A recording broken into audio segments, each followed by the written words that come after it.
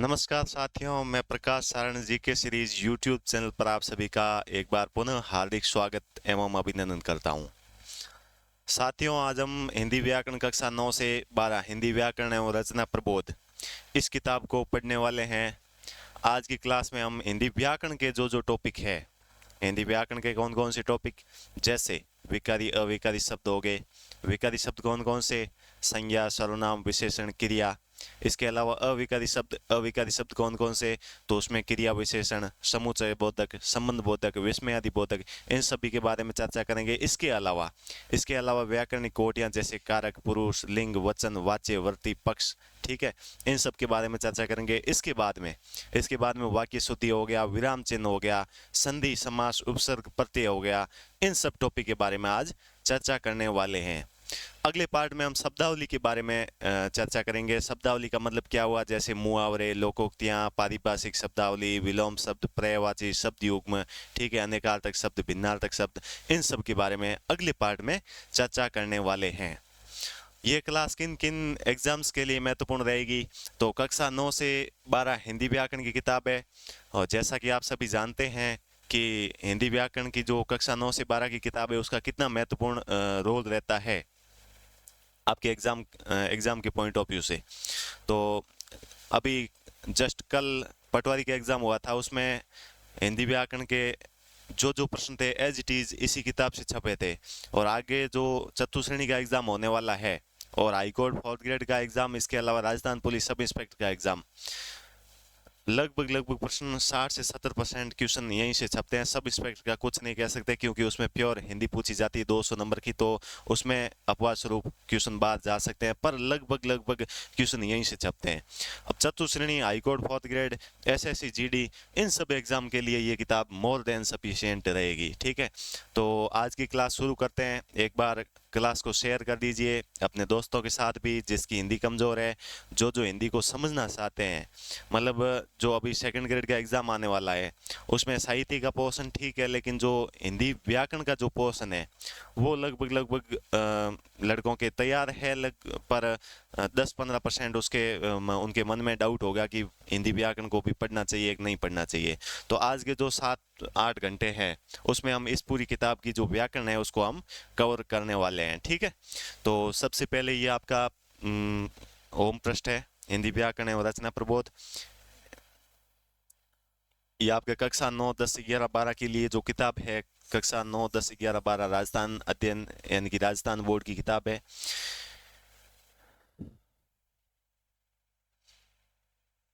माध्यमिक शिक्षा बोर्ड राजस्थान। फिर देखिए इसमें कौन कौन से टॉपिक दिए हुए हैं और हम किन किन टॉपिक्स के बारे में आज चर्चा करने वाले हैं। तो देखिए इसमें सबसे पहला टॉपिक है हमारा भाषा व्याकरण एवं लिपि का परिचय। उसके बाद में वर्ण विचार एवं अक्षरिक खंड। ठीक है, हम कहाँ से शुरू करेंगे? तो सबसे आसान टॉपिक, सबसे सरल टॉपिक से शुरू करने वाले हैं, उसके बाद में सरल से हार्ड की ओर जाने वाले हैं। तो सबसे पहले हम यहाँ से शुरू करेंगे पार्ट 4 से, यानी कि शब्द विचार खंड ख। ठीक है, इसमें विकारी शब्द है। विकारी शब्द संज्ञा, सर्वनाम, क्रिया और विशेषण। अविकारी क्रिया विशेषण, संबंध बोधक, समुच्चय बोधक और विस्मयादि बोधक शब्दों के बारे में चर्चा करने वाले हैं। उसके बाद में हम आएंगे सीधे यहाँ पे शब्द रूपांतरण, यानी कि लिंग, वचन, कारक, काल और वाच्य। ठीक है, उसके बाद में हम विराम चिन्ह पर आएंगे। उसके बाद में वाक्य चिन्ह को पढ़ेंगे। उसके बाद में शुद्धिकरण में जैसे शब्द शुद्धि और वाक्य शुद्धि को पढ़ेंगे। और फिर हम सीधे आएंगे टॉपिक नंबर 1 पर।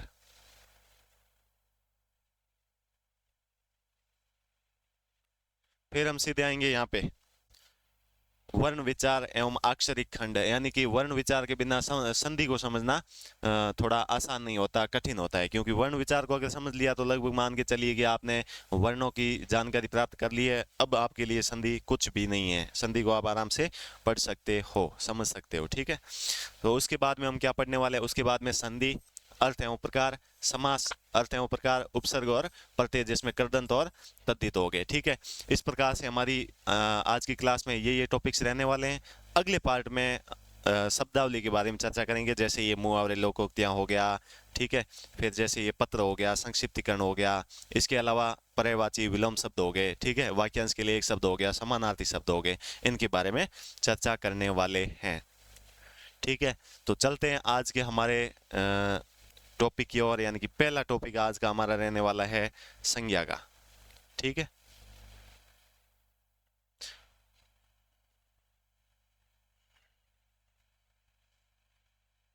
ये तत्सम तद्भव वगैरह हम शब्दावली में पढ़ेंगे। तो ये है आज का हमारा पहला टॉपिक, शब्द विचार, ठीक है। शब्द विचार में सबसे पहले हम पढ़ने वाले हैं संज्ञा को। देखिए, सबसे पहले ये जान लेते हैं कि शब्द कितने प्रकार के होते हैं। देखिए, शब्द दो प्रकार के होते हैं। कितने प्रकार के? दो प्रकार के, ठीक है। प्रयोग अथवा रूप परिवर्तन के आधार पर शब्द के दो भेद किए गए हैं, जिसमें पहला है विकारी शब्द और दूसरा है अविकारी शब्द। विकारी शब्द का मतलब क्या हुआ? विकार का मतलब होता है परिवर्तन, ठीक है, या फिर बदलना। अब किन आधार पर बदलेंगे? तो वो लिंग, वचन, कारक, ठीक है, इन सब के आधार पर अपना रूप परिवर्तन कर देते हैं, वो तो कहलाता है विकारी शब्द। और बदलते नहीं है, यानी कि अपना रूप नहीं बदलते, वो कहलाते हैं अविकारी शब्द, ठीक है। अ का मतलब बिना और विकारी का मतलब हुआ परिवर्तन, यानी कि बिना परिवर्तन। विकारी शब्द कौन कौन से होते हैं? सबसे पहले ये पहला प्रश्न यही बनता है कि विकारी शब्द कौन कौन से होते हैं। तो विकारी शब्द पहला तो है संज्ञा, दूसरा सर्वनाम, तीसरा विशेषण और चौथा क्रिया। तो विकारी शब्द कितने होते हैं? चार होते हैं। कौन कौन से? संज्ञा, सर्वनाम, विशेषण और क्रिया, ठीक है। उसके बाद में अविकारी शब्द कौन कौन से होते हैं और कितने होते हैं? तो कोई पांच बताते हैं, कोई चार बताते हैं। तो इस किताब में हम चार को पढ़ने वाले, क्रिया विशेषण, समुच्चय बोधक, संबंध बोधक और विस्मय आदि बोधक, ठीक है। क्रिया विशेषण कौन से होते हैं, क्रिया की विशेषता बतलाते हैं, ये सब हम आज की क्लास में चर्चा करने वाले हैं। तो आज का हमारा पहला टॉपिक है संज्ञा। आज का हमारा पहला टॉपिक है संज्ञा। देखिए, संज्ञा कहते किसे हैं? संज्ञा का मतलब क्या होता है? संज्ञा का मतलब होता है नाम, अर्थात नाम को ही संज्ञा कहते हैं। अब नाम का मतलब क्या हुआ? मेरा नाम जैसे प्रकाश है, तो मैं क्या हूँ? प्रकाश क्या है? संज्ञा है। कौन सी संज्ञा है? व्यक्तिवाचक संज्ञा हो जाएगी। जो भी आपको आसपास में चारों ओर जहां भी आपकी नजर जाए, जो कुछ दिख रहा है, वो सब क्या है? नाम है। सबके नाम होंगे। जैसे आप किसी लाइब्रेरी में बैठे हैं, सामने आपको क्या दिख रहा है? बोर्ड दिख रहा है, वहां आप फोन चार्ज लगाते हैं, आपको किताबें दिख रही है, ठीक है, आसपास में स्टूडेंट्स दिख रहे हैं, ये सब क्या है? संज्ञा है। जैसे लड़के हो गए, लड़के क्या है? संज्ञा है, जातिवाचक संज्ञा हो गई, ठीक है। जैसे आपको आपका मोबाइल दिख रहा है, अभी आप मोबाइल में क्लास देख रहे हैं, आपको मोबाइल दिख रहा है, तो मोबाइल में कौन सी संज्ञा हो गई? जातिवाचक संज्ञा हो गई, ठीक है। तो ये सब क्या है? संज्ञा है। अगर आप बाहर निकलें, लाइब्रेरी से बाहर निकलें, आपको गाड़ियां दिखेगी, लोग दिखेंगे, ठीक है, इसके अलावा पेड़ पौधे दिखेंगे, ये सब क्या है? संज्ञा है। यानी कि दुनिया में कोई भी ऐसी चीज जिसका कोई पर्टिकुलर नाम है, उसको क्या कहेंगे? संज्ञा कहेंगे। तो नाम को ही संज्ञा कहते हैं, अर्थात नाम का ही दूसरा नाम क्या हो जाएगा? संज्ञा हो जाएगा, ठीक है। तो इसमें सीधा सीधा लिखा हुआ है साधारण शब्दों में, नाम को ही क्या कहते हैं? संज्ञा कहते हैं। नाम को ही संज्ञा कहते हैं। जैसे राम ने आगरा में ताजमहल की सुंदरता देखी, अब ताजमहल क्या हो गया? संज्ञा हो गई। आगरा क्या हो गया? संज्ञा हो गई, ठीक है। ये राम हो गया, ठीक है। अब इसकी परिभाषा क्या हो गई? परिभाषा है किसी प्राणी, वस्तु, स्थान तथा भाव के नाम का बोध कराने वाले शब्द क्या कहलाते हैं? संज्ञा कहलाते हैं। अब ये संक्षेप में दी हुई है। किसी प्राणी, प्राणी का मतलब क्या हो गया? कोई भी प्राणी, जैसे मैं, ठीक है, आप, अपने घर वाले, या फिर अड़ोस पड़ोस वाले, जो भी प्राणी है, या कोई जीव जंतु हो गया, ठीक है, पशु पक्षी हो गया, तो वो क्या हो जाएगा? प्राणी। स्थान का मतलब क्या हो गया? आप जिस स्थान पे रह रहे हैं, जैसे आप जोधपुर में रह रहे हैं, तो जोधपुर क्या है? स्थान है। जयपुर क्या है? स्थान है। आगरा, दिल्ली, कलकत्ता, ये सब क्या है? स्थान है, ठीक है। तो ये हो गया स्थान। वस्तु, वस्तु जैसे आपकी किताब हो गई, कलम हो गई, ये सब क्या है? वस्तु है। भाव, भाव जो आपके मन से पैदा होते हैं, जैसे आज मुझे गुस्सा आया, आज खुशी हुई, तो ये गुस्सा, खुशी, दर्द, सहनशीलता, ये सब क्या है? भाव है। तो इन भाव के नामों का बोध कराने वाले शब्द क्या कहलाएंगे? संज्ञा कहलाएंगे, ठीक है। यहाँ तक क्लियर है। उसके बाद में आता है संज्ञा के भेद। संज्ञा के मुख्य रूप से कितने भेद होते हैं? तीन भेद होते हैं। संज्ञा के मुख्य रूप से तीन भेद होते हैं। कौन कौन से? व्यक्तिवाचक, जातिवाचक और भाववाचक संज्ञा। व्यक्तिवाचक संज्ञा, जातिवाचक संज्ञा और भाववाचक संज्ञा। अब व्यक्तिवाचक संज्ञा किसे बोलेंगे? जो एक पर्टिकुलर नाम का बोध करे। एक पर्टिकुलर नाम का क्या मतलब हुआ? कि दुनिया में वो एक ही है। जैसे हिमालय पर्वत, हिमालय पर्वत क्या हो गया, एक है। हिंद महासागर कितना है, एक है, ठीक है। तो एक नाम का बोध कराए। जातिवाचक संज्ञा का मतलब क्या हुआ, पूरी जाति का नाम बोध कराए। अब जैसे मैंने कह दिया पर्वत, अब पर्वत कई है, एक नहीं है, ठीक है। जैसे नीलगिरी हो गया, हिमालय हो गया, ठीक है। तो ये पर्वत क्या है, अनेक है, एक नहीं अनेक है। जैसे मैंने कहा नदी, अब नदी एक नहीं, गंगा, ब्रह्मपुत्र, ठीक है, सरस्वती, घग्गर, ये सब नदियां हैं। तो नदी एक नहीं, नदियां कई सारी है। तो ये क्या हो गया, जाति हो गया। अब जैसे मैंने कहा सेना, अब सेना में एक सैनिक तो है नहीं, कई सारे सैनिक है, यानी कि लगभग लाखों में सैनिक है। तो सेना क्या हो गई, जातिवाचक संज्ञा हो गई। अब जातिवाचक संज्ञा के दो उपभेद किए जाते हैं। कितने, दो उपभेद किए जाते हैं। जातिवाचक संज्ञा के दो उपभेद किए जाते हैं। पहला तो कौन सा, पहला है समूहवाचक, समूहवाचक, और दूसरा है द्रव्यवाचक, द्रव्यवाचक। देखिए वाचक का मतलब भी बताना होता है, ठीक है, या फिर जानकारी देना। अब समूह की जानकारी देने वाले क्या कहलाएंगे, समूहवाचक कहलाएंगे। जैसे मैंने कहा सेना, भीड़, कक्षा। अब कक्षा में एक छात्र तो होगा नहीं, अनेक छात्र होंगे, तो कक्षा क्या हो गया, समूहवाचक संज्ञा हो गई। जैसे मैंने कहा सेना, अब सेना में एक सैनिक तो है नहीं, कई सारे सैनिक है। झुंड, अब झुंड में एक अकेला तो आएगा नहीं। अब ऐसे तो है नहीं कि शेर अकेला चलता है, झुंड में तो कुत्ते चलते हैं। पर झुंड में कुत्ते चलते हैं मतलब कुत्ते बहुवचन हो गए, यानी कि कुत्ते कई सारे हैं, एक तो है नहीं। तो झुंड क्या हो गया, समूहवाचक संज्ञा हो गया। तो समूहवाचक में क्या है, पूरा समूह होगा। द्रव्यवाचक में जिसको नापा जा सके, तोला जा सके, या फिर मापा जा सके, ठीक है। जैसे मैंने कहा पानी, अब पानी क्या है, द्रव्यवाचक संज्ञा है। पानी में कौन सी संज्ञा है, द्रव्यवाचक। जैसे पेट्रोल, ठीक है, कपड़ा, दूध, ठीक है, इन सब को क्या कहेंगे, द्रव्यवाचक संज्ञा कहेंगे। अगली है भाववाचक संज्ञा। भाववाचक संज्ञा जैसे गुस्सा, सहनशीलता, दर्द, खुशी, हंसी, ये सब क्या है, भाववाचक संज्ञा हो जाएंगे, ठीक है। तो चलते हैं अपने पहले प्रकार की ओर। पहला प्रकार है व्यक्तिवाचक संज्ञा। अब ये मैंने आपको समझा ही दिया, जिस संज्ञा से एक ही व्यक्ति, वस्तु, स्थान के नाम का बोध हो उसे व्यक्तिवाचक संज्ञा कहते हैं। व्यक्तिवाचक संज्ञा विशेष का बोध कराती है, सामान्य का नहीं। मतलब विशेष किसी पर्टिकुलर नाम का बोध करवाती है, सामान्य का नहीं। जैसे अनेक नाम हो सकते हैं, उनका बोध नहीं कराएगी, केवल एक ही नाम। जैसे व्यक्तियों के नाम, देशों के नाम, शहरों के नाम, नदियों के नाम, पर्वतों के नाम, त्योहारों के नाम, पुस्तकों के नाम, दिशाओं के नाम, समाचार पत्रों के नाम, दिनों के नाम, महीनों के नाम। अब जैसे व्यक्तियों के नाम, व्यक्तियों के नाम की अगर हम बात करें तो जैसे खेमाराम, व्यक्तियों के नाम है जैसे खेमाराम, खेमाराम, जैसे मूलाराम, मूलाराम, जैसे दापू देवी, दापू देवी। ये क्या है, व्यक्तियों के नाम है, मतलब पर्टिकुलर व्यक्ति के नाम है। तो व्यक्तियों के नाम कौन सी संज्ञा हो जाएगी, व्यक्तिवाचक संज्ञा हो जाएगी, ठीक है। दूसरा है आपके देशों के नाम। देश में जैसे भारत, अगर आपको सीधा पूछ ले कि भारत, अमेरिका, ये सब क्या है, देश है, ठीक है। इन देशों के नाम कौन सी संज्ञा हो जाएगी, व्यक्तिवाचक है। शहरों के नाम जैसे जोधपुर, जयपुर, दिल्ली, ठीक है, शहरों के नाम में क्या हो जाएगा, व्यक्तिवाचक संज्ञा। फिर नदियों के नाम, पर्वतों के नाम, त्योहारों के नाम, पुस्तकों के नाम, ठीक है, दिशाओं के नाम, समाचार पत्रों के नाम। अगर आपको पूछ ले कि राजस्थान पत्रिका, राजस्थान पत्रिका में कौन सी संज्ञा है, तो राजस्थान पत्रिका क्या है, एक है, ठीक है, एक नाम है। अब राजस्थान पत्रिका के जैसा कोई दूसरा नहीं हो सकता, तो राजस्थान पत्रिका में कौन सी संज्ञा हो जाएगी, व्यक्तिवाचक। दिनों के नाम जैसे सोमवार, सोमवार, मंगलवार। महीनों के नाम जैसे जनवरी, फरवरी, या फिर श्रावण, भाद्रपद, ठीक है। इनके सबके नाम किस में आएंगे, व्यक्तिवाचक संज्ञा में आएंगे।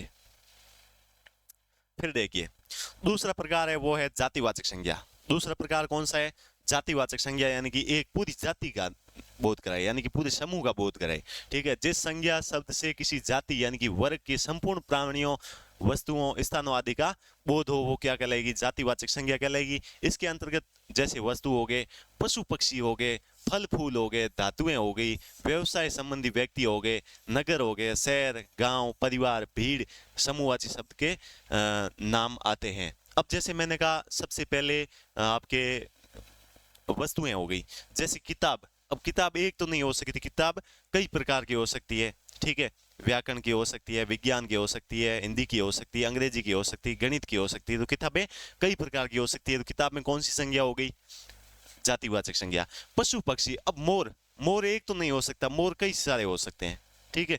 ऐसे तो है नहीं कि मोर यहाँ बैठा है, ये मोर एक ही है, दुनिया में एक ही मोर है, दुनिया में कई सारे मोर है, ठीक है। उसी प्रकार से फल फूल। अब फल में जैसे मैंने कहा आम, ठीक है। आम, आम एक नहीं है, आम कई सारे हैं, ठीक है। जैसे मैंने कहा गोभी, ठीक है। फिर धातुओं के नाम, व्यवसाय संबंधी व्यक्तियों के नाम, अब जैसे व्यवसाय संबंधी व्यक्तियों के नाम जैसे बनिया हो गया, ठीक है, कुमार हो गया, ठीक है। फिर जैसे नगर, नगर हो गए, शहर हो गए, ठीक है, गांव हो गए, परिवार हो गए। फिर जैसे भीड़ हो गई, समूहवाची शब्दों के नाम इसके अंतर्गत आते हैं। तो ये थी आपकी जातिवाचक संज्ञा। जातिवाचक संज्ञा के दो उपभेद मैंने समझा दिए हैं, समूहवाचक और द्रव्यवाचक संज्ञा। जिसको नापा जा सके, तोला जा सके या फिर मापा जा सके, वो तो किस में आएगा, द्रव्यवाचक संज्ञा के अंतर्गत आएगा। और जिसको समूह के अंतर्गत देखा जा सके, यानी कि भीड़, सेना, परिवार, गुच्छा, घुस, ये सब क्या आ जाएंगे, समूहवाचक संज्ञा के अंतर्गत आ जाएंगे। तीसरा प्रकार है भाववाचक संज्ञा। जिस संज्ञा शब्द से प्राणियों या वस्तुओं के गुण, धर्म, दशा, कार्य, मनोभाव आदि का बोध हो, उसे भाववाचक संज्ञा कहते हैं। इसमें गुण, दोष, अवस्था, व्यापार, अमूर्त भाव तथा क्रिया भाववाचक संज्ञा के अंतर्गत आते हैं। अब देखिए यहाँ तक तो ठीक है, तीन प्रकार हमने पढ़ लिए। भाववाचक संज्ञा यानी कि अपने मनोभावों को यहाँ पर समझा जाता है, ठीक है। भाववाचक संज्ञा है, उसकी रचना 5 प्रकार के शब्दों से होती है। यहाँ से क्वेश्चन बनने की संभावना रहती है हर बार। अगर संज्ञा से क्वेश्चन पूछे जाते हैं तो लगभग लगभग यहीं से पूछे जाते हैं कि भाववाचक संज्ञा की रचना है वो 5 प्रकार के शब्दों से होती है। कौन कौन से? सबसे पहले जातिवाचक संज्ञा से, फिर सर्वनाम से, फिर विशेषण से, फिर क्रिया से और फिर अव्यय से, ठीक है। अव्यय का मतलब अविकारी शब्द होता है, अव्यय यानी कि बिना खर्च किए हुए। अब देखिए जातिवाचक संज्ञा से कैसे होगा। जातिवाचक संज्ञा से जैसे मैंने कहा लड़का, ठीक है, जैसे मैंने शब्द लिखा लड़का, ठीक है। सर्वनाम से जैसे मैंने लिखा अपना, विशेषण जैसे मैंने लिखा हरा, क्रिया जैसे मैंने लिखा चढ़ना, और अव्यय में जैसे क्रिया विशेषण जैसे मैंने लिखा ऊंचा। यहां लिख देता हूं, है ना, ऊंचा। अब देखिए लड़का, लड़का में कौन सी संज्ञा, लड़का एक नहीं लड़के कई सारे हो सकते हैं, तो लड़का में कौन सी संज्ञा हो जाएगी, जातिवाचक संज्ञा हो जाएगी। अब लड़का, लड़का से भाववाचक संज्ञा कैसे बनेगी, लड़का तो जातिवाचक संज्ञा है, इसका भाववाचक संज्ञा में बदलने के लिए क्या हो जाएगा, लड़का के क्या हो जाएगा, लड़कपन हो जाएगा, लड़कपन, लड़कपन। फिर अपना, अपना क्या है, सर्वनाम, अपना, ठीक है, आपका, मेरा, ये सब क्या है, सर्वनाम शब्द है। ये हम सर्वनाम में समझेंगे कि सर्वनाम होते क्या है, कितने प्रकार के होते हैं, ठीक है। अपना क्या है, सर्वनाम है, ठीक है। अपना से भाववाचक संज्ञा बन जाएगी अपनापन, अपनापन। हरा, हरा क्या है, विशेषण है, गुणवाचक विशेषण, जैसे हरा, पीला, नीला, गोरा, काला, ठीक है। तो ये क्या हो जाएंगे, विशेषण हो जाएंगे। हरा से हो जाएगा आपका हरापन। चढ़ना क्रिया है, अब चलना, बैठना, पढ़ना, दौड़ना, चलना, चढ़ना, ये सब क्या है, क्रियाएं हैं। क्रिया का मतलब कार्य को करना, ठीक है, क्या काम कर रहे हैं। चढ़ना से क्या हो जाएगा, चढ़ाई हो जाएगा, ठीक है। ये ऊंचा, नीचा, ठीक है, ये स्थानवाचक क्रिया विशेषण हो जाएंगे, ठीक है, स्थान या दिशा का बोध कराए। तो ऊंचा से क्या हो जाएगा, ऊंचाई हो जाएगा, ऊंचाई। तो ये 5 प्रकार से भाववाचक संज्ञा बनाई जा सकती है। पहली जातिवाचक शब्दों से, दूसरे सर्वनाम से, विशेषण से, क्रिया और अव्यय से, ठीक है। सबसे पहले जातिवाचक संज्ञा से भाववाचक संज्ञा किस प्रकार से बनाई जा सकती है, जैसे जातिवाचक संज्ञा शिशु। अब शिशु एक नहीं, शिशु कई सारे हो सकते हैं, ठीक है। यानी कि जैसे शिशु कहते किसे हैं, बच्चा और शिशु, दो शब्द है। पहला है बच्चा, पहला शब्द है बच्चा और दूसरा शब्द है शिशु। इनमें अंतर क्या है, शिशु किसे बोलेंगे, बच्चा किसे बोलेंगे। जैसे कोई 5 साल का टाबर है, टाबर तो आप समझते ही हैं। अब मैं यहाँ पे ये नहीं कहूंगा 5 साल का शिशु है, 5 साल का बच्चा है। कोई 5 साल का टाबर है, उसकी मम्मी उसे डॉक्टर के पास लेके गई, तो वो शिशु विभाग में ले जाएगी या फिर वो उसमें जो बच्चा विभाग है उसमें लेके जाएगी। देखिए शिशु होता है वो 1 साल तक का बच्चा, जो टाबर होता है 1 साल तक का, वो हो जाएगा शिशु। और बच्चा यानी कि 1 साल या 2 साल से बड़ा है, वो बच्चा हो जाएगा। तो शिशु यानी कि छोटे टाबर एक नहीं अनेक हो सकते हैं, ठीक है। तो शिशु से क्या बन जाएगा, शैशव या फिर शिशुता बन जाएगा। विद्वान, विद्वान एक नहीं विद्वान कई सारे हो सकते हैं। विद्वान से क्या बन जाएगा, विद्वत्ता बन जाएगा। मित्र, अब मित्र, मित्र का मतलब हुआ दोस्त। एक दोस्त तो है नहीं आपके, दोस्त तो अनेक सारे हैं। लड़कियों के तो ठीक है 1-2 हो सकते हैं, लेकिन लड़कों के भाई साहब पूछो ही मत। ठीक है, तो मित्र से क्या हो जाएगा, मित्रता हो जाएगा। पशु, पशु एक नहीं, ऊंट है, गाय है, बैल है, ठीक है, बकरी है, तो पशु कई सारे हो सकते हैं। पशु से क्या बन जाएगा, पशुता।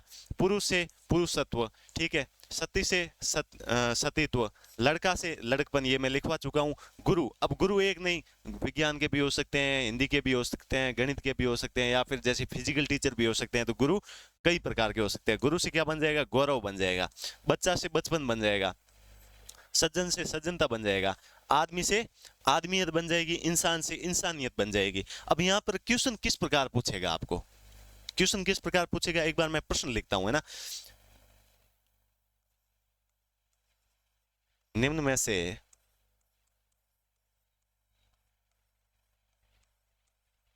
कौन सा शब्द, निम्न में से कौन सा शब्द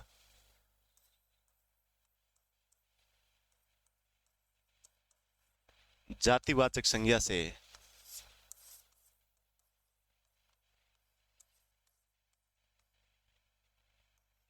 बना भाववाचक संज्ञा है। मतलब जातिवाचक संज्ञा से भाववाचक संज्ञा बना हुआ है। किस विकल्प में है वो, जातिवाचक संज्ञा से भाववाचक संज्ञा बना हुआ है।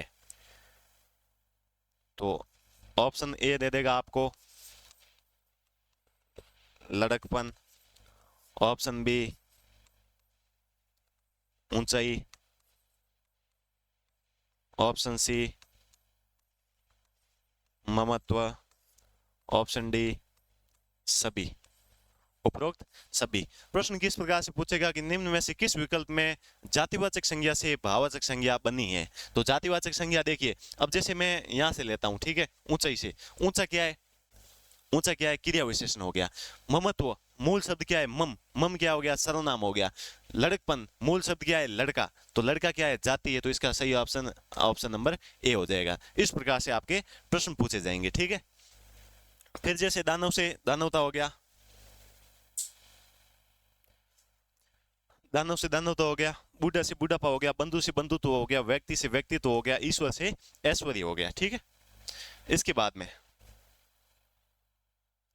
चोर से चोरी हो गया, ठग से ठगी हो गया। अगला है सर्वनाम से भाववाचक संज्ञा। सर्वनाम से बनी भाववाचक संज्ञा। अब जैसे ये पहला शब्द आ गया मम, मम से क्या हो गया, ममता या ममत्व हो गया। स्व से क्या हो गया, स्वत्व हो गया। आप से आपा हो गया। सर्व से सर्वस्व हो गया। निज से निजत्व हो गया। अपना से अपनापन या फिर अपनत्व हो गया, ठीक है। अगला है विशेषण।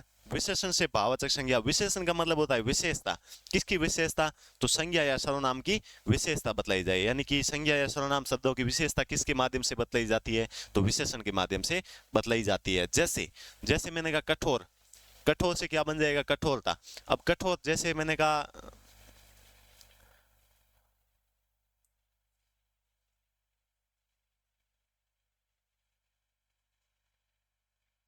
कठोर, कठोर में कौन सा विशेषण हो जाएगा, कठोर गुणवाचक विशेषण हो जाएगा, ठीक है। जैसे पत्थर कठोर होता है, ठीक है। अगला है विधवा। विधवा से क्या बन जाएगा, वैधव्य। अब विधवा से, विधवा का मतलब क्या हो गया, यानी कि जिसका पति नहीं है, तो विधवा औरत, विधवा, विधवा औरत, औरत। अब औरत क्या है, यहाँ पे औरत विशेष्य है और विधवा क्या हो जाएगी, विशेषण हो जाएगा, ठीक है। औरत का मतलब क्या हुआ, औरत का मतलब लुगाई। लुगाई कैसी है, विधवा है, तो लुगाई की विशेषता बदलाई जा रही है, ठीक है। औरत की विशेषता बदलाई जा रही है, तो ये क्या हो गया, विशेषण हो गया, और ये हो गया आपका विशेष्य, ठीक है।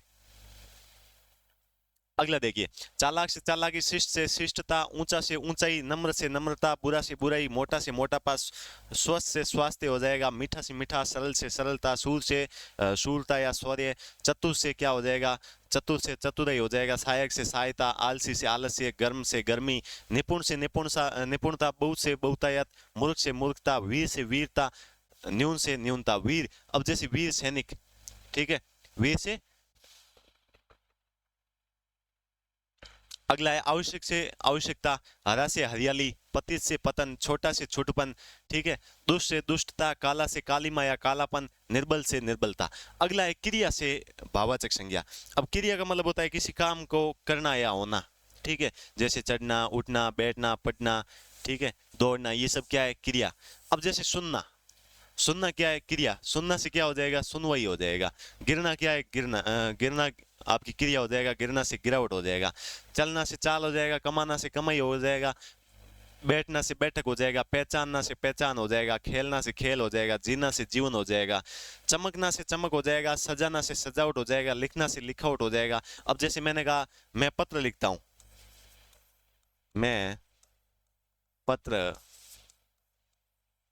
लिखता हूँ, मैं पत्र लिखता हूँ। अब पत्र लिखने का काम कौन कर रहा है, मैं करता हूँ, ठीक है। लिखने का काम कौन कर रहा है, मैं कर रहा हूँ। तो लिखना क्या है, यहाँ पे क्रिया है, तो लिखना से क्या हो जाएगा, लिखावट हो जाएगा, ठीक है। पढ़ना से पढ़ाई हो जाएगा, जमना से जमा हो जाएगा,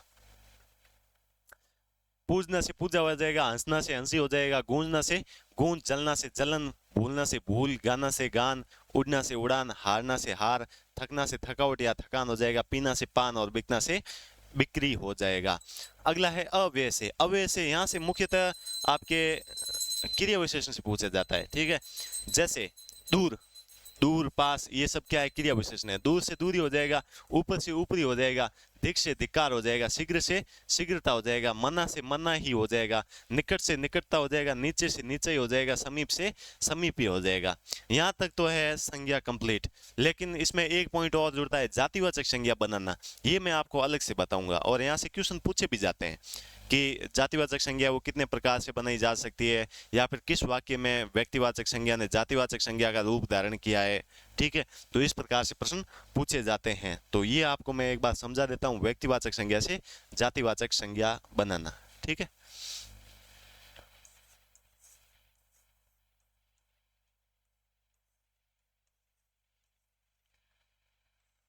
व्यक्तिवाचक संज्ञा से जातिवाचक संज्ञा,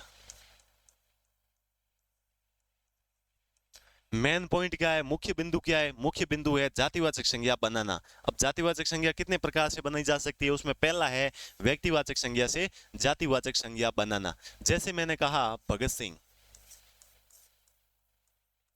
एक शब्द लिखा है भगत सिंह, भगत सिंह में कौन सी संज्ञा है, भगत सिंह एक ही थे, तो भगत सिंह में कौन सी संज्ञा हो जाएगी, व्यक्तिवाचक संज्ञा हो जाएगी, ठीक है। भगत सिंह में कौन सी संज्ञा हो जाएगी, व्यक्तिवाचक संज्ञा हो जाएगी। अब भगत सिंह का जातिवाचक संज्ञा कैसे बनेगा, जैसे मैंने वाक्य लिखा, हमारे देश में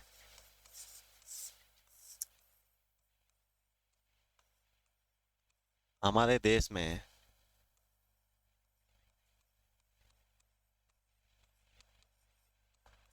भगत सिंहों की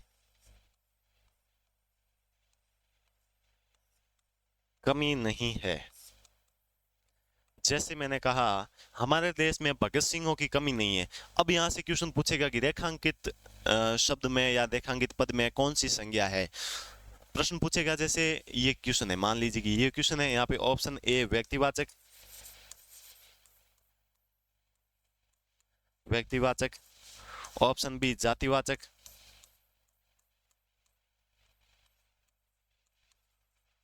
ऑप्शन सी भाववाचक, और ऑप्शन डी द्रव्यवाचक,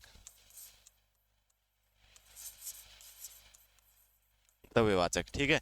तो चार ऑप्शन है आपके सामने। प्रश्न है हमारे देश में भगत सिंहों की कमी नहीं है। इसमें प्रश्न ये पूछा है कि रेखांकित शब्द या रेखांकित पद में या फिर इस वाक्य में कौन सी संज्ञा है, तो कौन सी हो जाएगी। अगर भगत सिंह एक आए तो व्यक्तिवाचक संज्ञा हो जाएगी, लेकिन भगत सिंह हो यानी कि भगत सिंह की हमने उपाधि दी है। जैसे मान लीजिए भगत सिंह का मतलब क्या हुआ, यानी कि क्रांतिकारी व्यक्ति, देशभक्त आदमी, तो देशभक्तों की कमी नहीं है, तो इसका मतलब क्या हो गया, जातिवाचक संज्ञा हो गया। यानी कि व्यक्तिवाचक संज्ञा का अगर बहुवचन बना दे तो वो जातिवाचक संज्ञा का रूप धारण कर लेती है।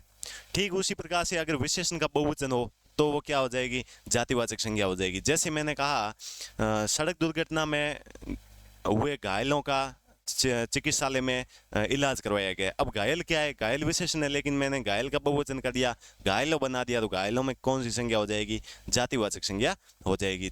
तो यहाँ से इस प्रकार से प्रश्न पूछे जाते हैं, तो ये थोड़ा ध्यान रखना है इसका। इसके बाद में अगला टॉपिक है हमारा सर्वनाम। संज्ञा कंप्लीट हो चुकी है, उसके बाद में अगला टॉपिक है हमारा सर्वनाम। सर्वनाम का मतलब क्या होता है, सर्व, पहला शब्द है सर्व और दूसरा है नाम। पहला शब्द है सर्व और दूसरा शब्द है नाम। सर्व का मतलब क्या होता है, आप जैसे कहते हो सर्वप्रथम, सर्व का मतलब सबसे पहले, तो सर्व का मतलब होता है सर्व का मतलब होता है सभी, ठीक है। और नाम का मतलब होता है संज्ञा। नाम का मतलब क्या होता है? संज्ञा। सर्वनाम का मतलब क्या हुआ? सर्व का मतलब सभी और नाम का मतलब संज्ञा, यानी कि सभी संज्ञाओं के स्थान पर प्रयुक्त होने वाले शब्द क्या कहलाएंगे? सर्वनाम कहलाएंगे, ठीक है। सर्वनाम का मतलब क्या हुआ? सभी संज्ञाओं के स्थान पर प्रयुक्त होने वाले शब्द क्या कहलाएंगे? संज्ञा कहलाएंगे, सॉरी सर्वनाम कहलाएंगे। भाषा में सुंदरता, संक्षिप्तता एवं पुनरुक्ति दोष से बचने के लिए संज्ञा के स्थान पर जिस शब्द का प्रयोग किया जाता है वो क्या क्या कहलाता है? सर्वनाम कहलाता है। सर्वनाम का शाब्दिक अर्थ होता है सबका नाम, अर्थात सभी संज्ञाओं के स्थान पर प्रयुक्त होने वाले शब्द क्या कहलाते हैं? सर्वनाम कहलाते हैं। इसकी परिभाषा क्या होगी? संज्ञा के स्थान पर प्रयुक्त होने वाले शब्द सर्वनाम कहलाते हैं, जैसे मैं, तू, वह, हम, आप, उसका आदि, ठीक है। उसके बाद में अगला पॉइंट है सर्वनाम के भेद। सर्वनाम के कुल कितने भेद होते हैं? तो सर्वनाम के भेद, सर्वनाम के भेद, तो सर्वनाम के कुल कितने भेद होते हैं? 6 भेद होते हैं। कौन कौन से? तो पहला है पुरुषवाचक, दूसरा है निश्चयवाचक, तीसरा है अनिश्चयवाचक, चौथा है संबंधवाचक, पांचवा है प्रश्नवाचक और छठा है निजवाचक सर्वनाम। अब देखिए पुरुषवाचक सर्वनाम है वो उसके 3 उपभेद होते हैं, उत्तम पुरुष, मध्यम पुरुष और अन्य पुरुष। तो यहाँ पे पुरुषवाचक सर्वनाम के 3 उपभेद है, उत्तम पुरुष, मध्यम पुरुष और अन्य पुरुष। अब पुरुषवाचक सर्वनाम किसे बोलेंगे? पुरुषवाचक सर्वनाम का मतलब होता है किसी स्त्री या पुरुष के स्थान पर जो शब्द प्रयुक्त होते हैं उसे क्या बोलेंगे? पुरुषवाचक सर्वनाम बोलेंगे। जैसे मैंने कहा मैं जा रहा हूँ, अब मैं क्या है? उत्तम पुरुष हो जाएगा, यानी कि पुरुषवाचक सर्वनाम हो जाएगा। जैसे उसका भाई आया है तो उसका क्या हो जाएगा? पुरुषवाचक। उसका उसका मतलब उस व्यक्ति के बारे में हम बात कर रहे हैं। अगला निश्चयवाचक, यानी कि किसी व्यक्ति, वस्तु या पशु पक्षी के बारे में निश्चित जानकारी देने वाले सर्वनाम क्या कहलाएंगे? निश्चयवाचक सर्वनाम कहलाएंगे, ठीक है। उसके बाद में अनिश्चयवाचक, यानी कि अनिश्चित जानकारी, जैसे कोई आया है। अब कोई आया, अपने को पता नहीं है कौन आया है, कोई आया है। जैसे कोई जा रहा है, कोई गिर गया, रास्ते में कुछ खा लेना, तो ये क्या हो जाएंगे? अनिश्चयवाचक हो जाएंगे। अगला है संबंधवाचक। संबंधवाचक मतलब 2 शब्दों या 2 पदों में क्या स्थापित करे? संबंध स्थापित करे, जैसे उसका भाई, मेरा भाई, ठीक है, संबंधवाचक सर्वनाम, ठीक है। उसके बाद में जैसे प्रश्नवाचक सर्वनाम, यहाँ पे प्रश्न का बोध कराएंगे, जैसे कौन आया है, कौन गया है, कक्षा में कुल कितने छात्र हैं, तो यहाँ पे प्रश्न का बोध करवाया जा रहा है। और निजवाचक सर्वनाम यानी कि खुद के संदर्भ में, जैसे मैं स्वयं आया हूँ, मैं स्वतः ही अपना कार्य कर लूंगा, तो यहाँ पे खुद के बारे में निश्चित जानकारी दी जा रही है। अब पुरुषवाचक सर्वनाम में वो 3 प्रकार के होते हैं, उत्तम पुरुष, मध्यम पुरुष और अन्य पुरुषवाचक सर्वनाम। उत्तम पुरुष का मतलब क्या होता है? देखिए पहला है उत्तम, उत्तम पुरुष, दूसरा है मध्यम पुरुष और तीसरा है अन्य पुरुष, अन्य पुरुष। उत्तम पुरुष का मतलब होता है कि वक्ता या लेखक, वक्ता का मतलब बोलने वाला, लेखक का मतलब लिखने वाला। वक्ता या लेखक के स्थान पर प्रयुक्त होने वाले सर्वनाम शब्द क्या कहलाएंगे? उत्तम पुरुषवाचक सर्वनाम कहलाएंगे। जैसे मैंने कहा मैं पढ़ा रहा हूँ, अब मैं बोलने वाला हूँ और लिखने वाला भी मैं ही हूँ, पढ़ाने वाला भी मैं हूँ, ठीक है। तो मैं पढ़ा रहा हूँ, मैं में कौन सा सर्वनाम हो जाएगा? उत्तम पुरुषवाचक सर्वनाम हो जाएगा। जैसे मैं जा रहा हूँ, अब मैं मतलब खुद के स्थान पर प्रयुक्त कर रहा हूँ। मैं लिख रहा हूँ, खुद के स्थान पर प्रयुक्त कर रहा हूँ। दूसरा है मध्यम पुरुष, यानी कि जो सुनने वाला, श्रोता या फिर पाठक। श्रोता का मतलब सुनने वाला, पाठक का मतलब होता है पढ़ने वाला, ठीक है।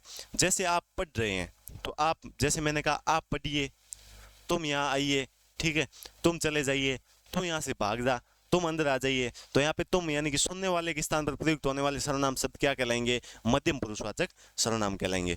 तीसरा है अन्य पुरुषवाचक सर्वनाम, ना तो लिखने वाला, ना सुनने वाला या पढ़ने वाला या फिर बोलने वाला। और तीसरा कोई व्यक्ति, जैसे कोई आसपास में कोई व्यक्ति जा रहा है, जैसे वह जा रहा है, अब वह जा रहा है कोई तीसरा व्यक्ति है, ना तो मैं हूँ ना आप है, वो कोई तीसरा व्यक्ति है, तो तीसरा व्यक्ति क्या हो जाएगा? अन्य पुरुषवाचक सर्वनाम हो जाएगा, ठीक है। या जैसे उसका भाई आया है, अब उसका कौन है? ना तो मैं हूं ना आप है, उसका वो कोई तीसरा व्यक्ति है, तो ठीक है, तो उसका क्या हो जाएगा?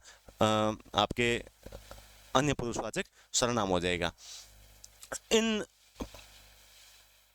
भेदों को पढ़ने से पहले एक चीज और इसमें छोड़ी हुई है, वो है कुल सर्वनाम शब्दों की संख्या। यहाँ से क्वेश्चन पूछे जाते हैं, सीधे सीधे क्वेश्चन पूछे जाते हैं, ठीक है। तो जैसे अगला हमारा पॉइंट है कुल सर्वनाम शब्दों की संख्या। कुल सर्वनाम शब्द, कुल सर्वनाम शब्द। कुल सर्वनाम शब्द 11 होते हैं। मूल रूप से कुल सर्वनाम शब्द कितने होते हैं? 11 सर्वनाम शब्द होते हैं। कौन कौन से होते हैं? तो देखिए, पहला है मैं, दूसरा है तू, आप, यह, वह, कौन, क्या, कुछ, कोई, जो और सो। कितने हो गए? 1 2 3 4 5 6 7 8 9 10 और 11। तो यहाँ से प्रश्न पूछा जाता है कुल सर्वनाम शब्दों की संख्या कितनी होती है? तो कुल सर्वनाम शब्द कितने होते हैं? 11 होते हैं। कौन कौन से? मैं, तू, आप, यह, वह, कौन, क्या, कुछ, कोई और जो और सो। ठीक है, तो ये कुल 11 सर्वनाम शब्द है। इसके बाद में अगला पॉइंट है हमारा सीधा पहला पॉइंट ये है सर्वनाम के भेदों के बारे में। पहला है पुरुषवाचक सर्वनाम। पुरुषवाचक सर्वनाम किसे बोलेंगे? किसी स्त्री या पुरुष के स्थान पर जो सर्वनाम शब्द प्रयुक्त होते हैं वो क्या कहलाएंगे? पुरुषवाचक सर्वनाम कहलाएंगे। ठीक है, ये 3 प्रकार के होते हैं, ये मैंने समझा ही दिया। उत्तम पुरुष, मध्यम पुरुष और अन्य पुरुष।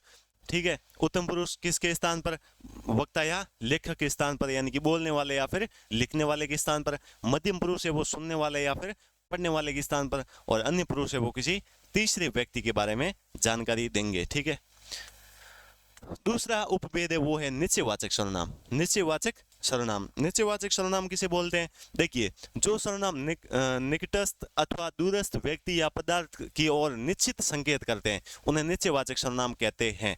देखिए, ये इसके मुख्य 2 प्रयोग है। जैसे निकट की वस्तुओं के लिए जैसे यह, ये, दूर की वस्तुओं के लिए वह या वे। जैसे मैंने कहा, निश्चयवाचक सर्वनाम का मतलब क्या होता है? निश्चित जानकारी। जैसे निकट की वस्तुओं के लिए तो यह और ये हो गए, यह एक वचन, ये बहुवचन। जैसे मैंने कहा यह कुर्सी लेकर आइए, यह किताब लेकर आइए, या फिर जैसे मैंने कहा ये पंखा लेकर आइए, तो ये क्या है? वस्तुएं, इनके बारे में निश्चित जानकारी दी जा रही है। ठीक है, और दूर की वस्तुओं के लिए जैसे वह, वे।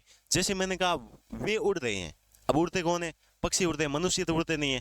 मनुष्य का प्रयोग हमने पुरुषवाचक सर्वनाम के अंतर्गत कर लिया। यहाँ पर पशु, पक्षी या वस्तुओं के बारे में निश्चित जानकारी मिलती है। ठीक है, अगला है अनिश्चयवाचक सर्वनाम, यानी कि व्यक्ति, वस्तु या पदार्थ का बोध होता है वो है अनिश्चित रूप में मिलता है, यानी कि निश्चित सूचना नहीं होती है, अनिश्चित सूचना होती है। जैसे कोई, कुछ। इसका प्रयोग है प्राणीवाचक सर्वनाम के लिए होता है, जैसे कोई उसे बुला रहा है, या फिर कुछ सर्वनाम का प्रयोग है वो वस्तुओं के लिए होता है। मतलब कि कहने का मतलब ये है कि अनिश्चयवाचक सर्वनाम है वो अनिश्चित जानकारी देता है। जैसे मैंने कहा कोई आया है, कोई का प्रयोग किसी व्यक्ति के लिए प्रयुक्त होता है, कोई आया है। ठीक है, कोई जा रहा है। ठीक है, फिर जैसे कुछ का प्रयोग है वो वस्तुओं के लिए होता है। जैसे पानी में कुछ है, घी में कुछ मिला है। कुछ क्या है? कोई वस्तु है। अब कुछ मिला है, घी में कुछ मिला है, अब मनुष्य तो मिल नहीं सकता, कोई मतलब वस्तु या कोई पदार्थ होगा वो ही मिला सकते हैं, उसको ही मिला सकते हैं। तो कुछ में क्या हो गया? आपके अनिश्चयवाचक सर्वनाम हो जाएगा। अगला है संबंधवाचक सर्वनाम। संबंधवाचक सर्वनाम किसे बोलेंगे? 2 उपवाक्यों के बीच प्रयुक्त होकर एक उपवाक्य की संज्ञा या सर्वनाम का संबंध दूसरे उपवाक्य के साथ दर्शाने वाले सर्वनाम क्या कहलाएंगे? संबंधवाचक सर्वनाम कहलाएंगे। जैसे जो सोएगा सो खोएगा। ठीक है, जिसकी लाठी उसकी भैंस, जो सत्य बोलता है वह नहीं डरता, जो मेहनत करता है उसकी सभी प्रशंसा करते हैं। तो इसमें क्या हो जाएगा? जो, सो, जिसकी, उसकी, जो, वह। ठीक है, जैसी, तैसी। ठीक है, तो ये क्या हो जाएंगे? संबंधवाचक सर्वनाम हो जाएंगे। अगला है प्रश्नवाचक सर्वनाम। प्रश्नवाचक सर्वनाम सीधा सीधा दे रखा है, जैसे कोई प्रश्न का बोध हो, किसी वाक्य में प्रश्न का बोध हो। जैसे वहां दरवाजे पर कौन खड़ा है, अब कौन खड़ा है? मैंने कहा कौन खड़ा है, प्रश्नवाचक चिन्ह लगा है। ठीक है, कल तुम किससे बात कर रहे थे? अब ऐसे तो नहीं कि कल तुम किससे बात कर रहे थे ऐसे करके और पूर्ण विराम लग गया, वो नहीं होगा। यहाँ पे प्रश्नवाचक चिन्ह लगेगा। आज तुम्हें क्या चाहिए, क्या क्या है, हम प्रश्न कर रहे हैं। ठीक है, तो ये था आपका प्रश्नवाचक। और निजवाचक सर्वनाम है वो खुद के लिए, लेखक मतलब जो लिख रहा है या बोल रहा है उसके स्वयं के लिए प्रयुक्त हो। जैसे आप, अपना, स्वयं, खुद इत्यादि। जैसे मैं अपनी पुस्तक पढ़ रहा हूँ, मैं अपनी पुस्तक पढ़ रहा हूँ, यानी कि अपनी की मतलब खुद की, मैं अपनी खुद की पुस्तक पढ़ रहा हूँ, इसमें कौन सा हो जाएगा? निजवाचक सर्वनाम हो जाएगा। आप अपने घर कब जा रहे हैं, आप अपने घर कब जा रहे हैं, मतलब आप अपने खुद के घर कब जा रहे हैं। इन वाक्यों में अपनी तथा अपने शब्द का प्रयोग है वो निजवाचक सर्वनाम के रूप में हुआ है। जैसे मैं स्वयं पढ़ने आता हूँ, मैं स्वयं मैं खुद अपना काम कर लूंगा, मैं खुद अपना काम कर लूंगा, इन सब में क्या हो जाएगा, निश्चयवाचक सॉरी निजवाचक सर्वनाम हो जाएगा। ठीक है, तो ये था आपका सर्वनाम का टॉपिक। अगला टॉपिक है हमारा क्रिया का टॉपिक। अगला टॉपिक कौन सा है, क्रिया।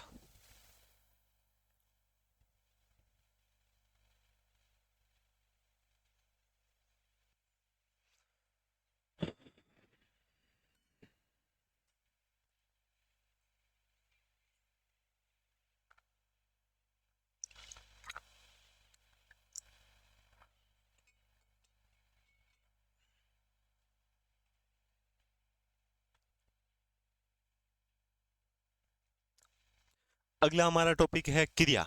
देखिए क्रिया का मतलब क्या होता है, क्रिया का मतलब होता है काम या कार्य, काम या कार्य। जैसे आप लिख रहे हो, लिखना क्या है, क्रिया है। आप देख रहे हो, देखना क्या है, क्रिया है। आप पढ़ रहे हो, पढ़ना क्या है, क्रिया है। आप चल रहे हो, चलना क्या है, क्रिया है। मतलब क्रिया का मतलब क्या होता है, काम। जो भी आप कर रहे हो वो सब क्या है, क्रिया है। क्रिया का अर्थ होता है करना।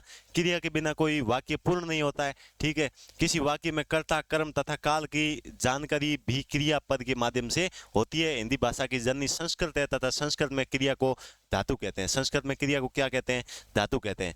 हिंदी क्रियापदों का मूल रूप ही धातु है, और धातु में ना जोड़ने पर हिंदी के क्रियापद बनते हैं। जैसे पढ़, पढ़ क्या है, धातु है। पढ़ क्या है, धातु है। पढ़ के साथ में अगर हम ना जोड़ दें तो पढ़ना क्या हो जाएगा, हिंदी की क्रिया हो जाएगी, पढ़ना। जैसे उठ क्या है, उठ धातु है और ना जोड़ दें तो क्या हो जाएगा, उठना। यहाँ से सीधा प्रश्न बन सकता है, उठना में धातु कौन सी है, या उठना में मूल शब्द कौन सा है, तो उठना में क्या हो जाएगा, उठ हो जाएगा। ठीक है, और परिभाषा क्या होगी, हो जाएगी, जिस शब्द से किसी कार्य के करने या होने का बोध हो उसे क्या कहते हैं, क्रिया कहते हैं। ठीक है, अगला है क्रिया के भेद। क्रिया के भेद, देखिए क्रिया के तीन आधार पर भेद होते हैं। ऐसे मैं नहीं कह सकता कि क्रिया के तीन भेद होते हैं, तीन आधार पर भेद होते हैं। पहला है कर्म के आधार पर, दूसरा संरचना या रचना या बनावट के आधार पर, तीसरा है काल के आधार पर। यानी कि पहला कर्म के आधार पर, दूसरा है रचना या बनावट या फिर संरचना के आधार पर, तीसरा है काल के आधार पर। ठीक है, कर्म का मतलब क्या हुआ, ऑब्जेक्ट है ना, कर्म। कर्म के आधार पर क्रिया के प्रकार। ठीक है, कर्म के आधार पर क्रिया के कितने प्रकार होते हैं, दो प्रकार होते हैं, सकर्मक क्रिया और अकर्मक क्रिया। सकर्मक में कर्म क्या होगा, आएगा, मतलब सकर्मक, स का मतलब होता है सहित, साथ या सहित, और कर्मक मतलब कर्म, कर्म सहित, तो इसमें कर्म साथ में आएगा। अकर्मक यानी कि अ का मतलब होता है बिना कर्म के। ठीक है, तो सकर्मक और अकर्मक क्रिया। देखिए यहाँ पे अकर्मक, यहाँ पे ये दिया हुआ है, अकर्मक के दो भेद होते हैं, अकर्मक के नहीं, सकर्मक के दो भेद होते हैं, एक कर्मक और द्विकर्मक। एक कर्मक और द्विकर्मक। एक कर्मक का मतलब एक कर्म आए, द्विकर्मक का मतलब दो कर्म आ जाए। संरचना के आधार पर यानी कि रचना या बनावट के आधार पर क्रिया कितने प्रकार से बनाई जा सकती है, उस आधार पर संयुक्त क्रिया, नाम धातु क्रिया, प्रेरणार्थ क्रिया, पूर्वकालिक क्रिया या कृदंत क्रिया, ये इसके उपभेद है। काल के आधार पर भूतकालिक क्रिया, वर्तमानकालिक और भविष्यकालिक क्रिया। जैसे मैंने कहा वो जा रहा था, अब ये क्या है, भूतकाल का वाक्य, वो जा रहा था मतलब वो पहले के टाइम वो जा रहा था, तो वो भूतकालिक क्रिया हो जाएगी। वह जा रहा है, वह जा रहा है मतलब वर्तमान में जा रहा है, तो वर्तमानकालिक क्रिया हो जाएगी। वह जाएगा, जाएगा मतलब भविष्य में कभी जाएगा, तो उसमें क्या हो जाएगा, भविष्यकालिक क्रिया हो जाएगी। इसमें पहला पॉइंट है आपका कर्म के आधार पर क्रिया के भेद। देखिए कर्म के आधार पर क्रिया के दो भेद होते हैं, अकर्मक और सकर्मक क्रिया। ठीक है, सकर्मक क्रिया का मतलब क्या होता है, सकर्मक, इसकी पहले मैं एक बार ट्रिक समझा देता हूँ, है ना, ट्रिक से फिर अपने आएंगे सीधे पॉइंट पे।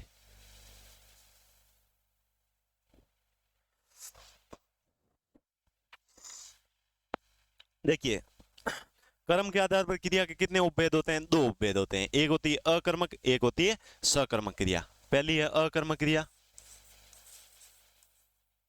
अकर्मक, और दूसरी है सकर्मक, सकर्मक क्रिया। देखिए अकर्मक, अ का मतलब होता है बिना, और कर्म का मतलब होता है कर्म, यानी कि जो क्रिया बिना कर्म के आए। जैसे मैंने कहा, अब जैसे वाक्य, वाक्य हम पढ़ेंगे तब हम पूरे वाक्य को समझेंगे, तब जाके आपके ये टॉपिक अच्छे से समझ में आएगा।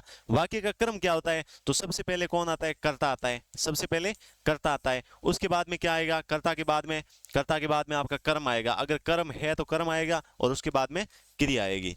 ठीक है, कर्ता, कर्म और क्रिया, ये आपका रहता है इसका कर्म। ठीक है, तो पहला भेद है वो है अकर्मक क्रिया।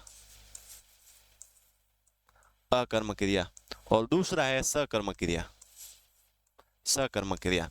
अब अकर्मक में तो कर्म नहीं आएगा और सकर्मक में क्या आएगा, कर्म आएगा। जैसे मैंने कहा राम खाता है, राम खाता है, राम खाता है। अब सीधा वाक्य है, खाना क्या है, क्रिया। कौन खा रहा है, राम खा रहा है, राम खाता है, कर्म नहीं है यहाँ पे। ठीक उसी प्रकार से अगर मैं वाक्य लिख दूं, राम खाना खाता है, राम खाना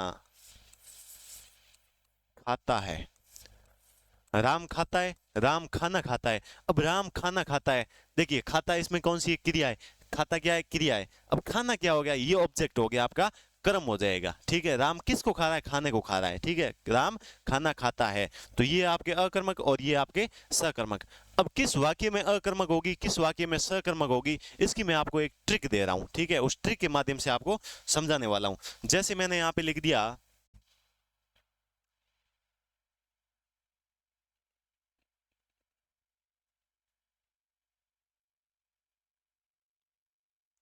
अकर्मक, ये रहने दीजिए, एक बार थोड़ी अलग ट्रिक, थोड़ा कुछ हटके करते हैं ना। जैसे मैंने लिखा राम लिखता है, राम लिखता है, राम पत्र लिखता है,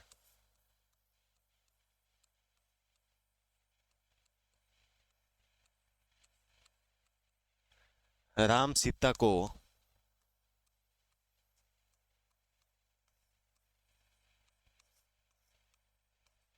पत्र लिखता है, राम सीता को पत्र लिखता है। तीन वाक्य आपके सामने, पहला है राम लिखता है, दूसरा है राम पत्र लिखता है, और तीसरा है राम सीता को पत्र लिखता है। अब यहां पे मैंने लिख लिया क्या, यहां लिख लिया किसको, किसको। अब देखिए आपको क्या और किसको से प्रश्न करना है, क्या और किसको से प्रश्न करना है। जैसे राम लिखता है, अब क्या से प्रश्न करिए, क्या लिखता है, कोई उत्तर आ रहा है क्या, नहीं आ रहा है। किसको लिखता है, कोई उत्तर आ रहा है क्या, राम पत्र लिखता है, राम लिखता है, किसको लिखता है, कुछ उत्तर नहीं आ रहा है, कोई उत्तर नहीं आ रहा है। तो दोनों का उत्तर नहीं आ रहा है। ठीक है, पहली सिचुएशन तो ये हो गई, दोनों का उत्तर नहीं मिल रहा है। राम पत्र लिखता है, क्या लिखता है, पत्र लिखता है, बिल्कुल इसका आंसर आ रहा है। ठीक है, किसको लिखता है, इसका उत्तर नहीं आ रहा है। ठीक है, इसके बाद में राम सीता को पत्र लिखता है, क्या लिखता है, पत्र लिखता है, क्या का उत्तर आ रहा है, किसको लिखता है, सीता को लिखता है, यानी कि उत्तर मिल रहा है। तो पहली सिचुएशन तो क्या हुई कि दोनों का उत्तर नहीं मिल रहा। अगर किसी में दोनों का उत्तर नहीं मिले तो उसमें कौन सी क्रिया हो जाएगी, अकर्मक क्रिया हो जाएगी, यानी कि बिना कर्म के अकर्मक क्रिया। दोनों में से एक का उत्तर मिले, क्या या किसको में से किसी एक का उत्तर मिले तो कौन सी क्रिया हो जाएगी, एक कर्मक क्रिया हो जाएगी, एक कर्मक, यानी कि सकर्मक क्रिया का एक उपभेद है, एक कर्मक, एक कर्मक क्रिया हो जाएगी। राम सीता को पत्र लिखता है, अगर दोनों का उत्तर मिल जाए तो द्विकर्मक, यानी कि दो कर्म है, द्विकर्मक, यानी कि सकर्मक क्रिया का द्विकर्मक उपभेद हो जाएगा। यहां तक समझ में आना चाहिए आपको। देखिए राम लिखता है, क्या लिखता है, कोई उत्तर नहीं आ रहा, किसको लिखता है, कोई उत्तर नहीं आ रहा है, यानी कि दोनों को उत्तर नहीं मिल रहा है, तो अकर्मक क्रिया हो जाएगी। राम पत्र लिखता है, क्या लिखता है, पत्र लिखता है, इसका उत्तर मिल रहा है, किसको लिखता है, इसका उत्तर नहीं मिल रहा है, तो इसमें कौन सी क्रिया हो जाएगी, इसमें सकर्मक क्रिया होगी। सकर्मक में एक उत्तर मिल रहा है तो एक कर्मक क्रिया हो जाएगी।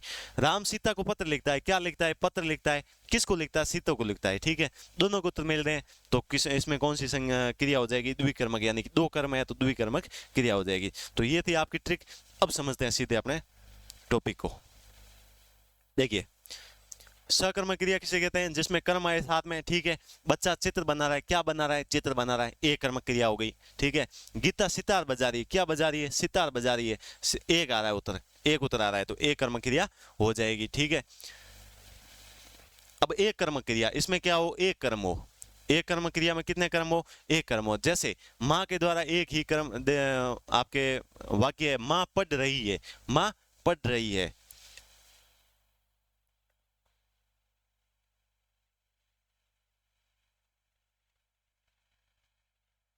देखिए यहाँ पे उदाहरण थोड़ा चेंज करते हैं। राम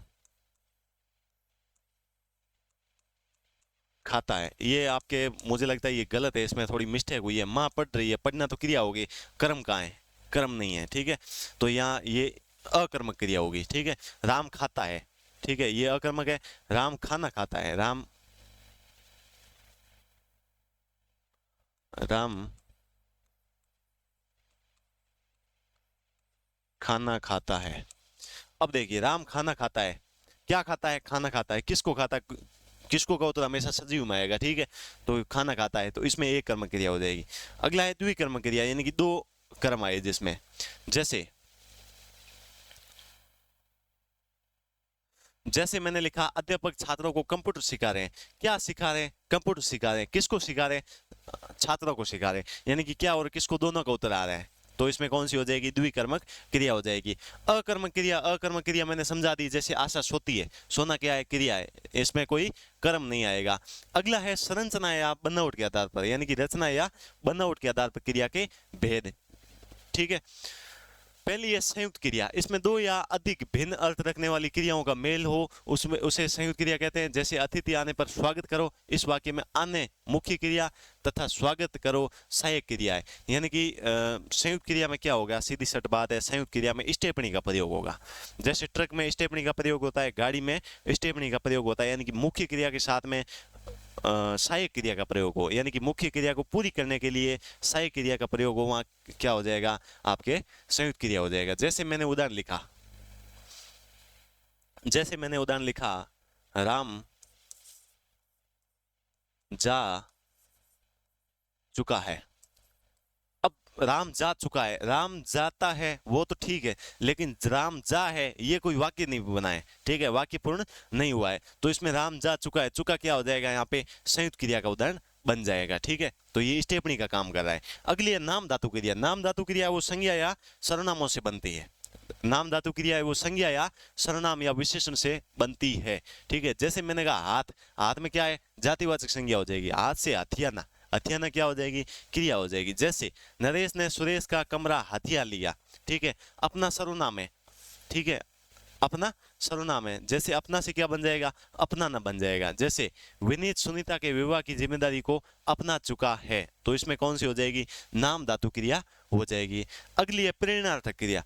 प्रेरणार्थक क्रिया किसे बोलते हैं? मतलब किसी की आज्ञा, अनुमति या फिर प्रेरणा से संपन्न हो।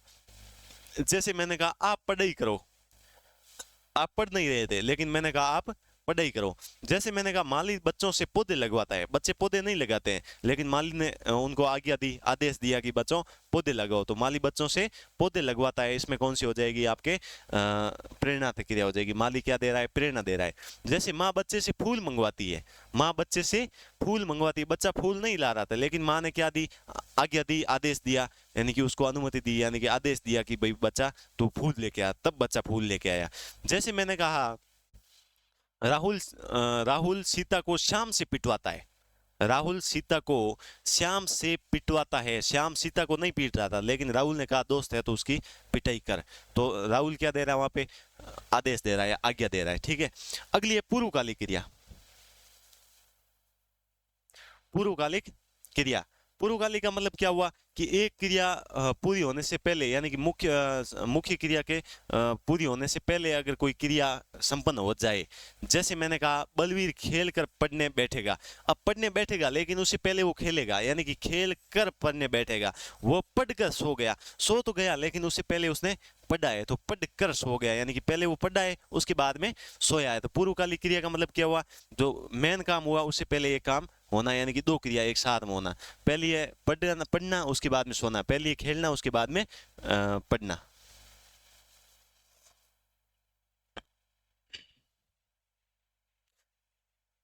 ये तात्कालिक क्रिया के उपभेद होते हैं। जैसे पुलिस के आते ही चोर भाग गया, मतलब चोर भागा, पुलिस के आते ही चोर भाग गया। अगली है कृदंत क्रिया।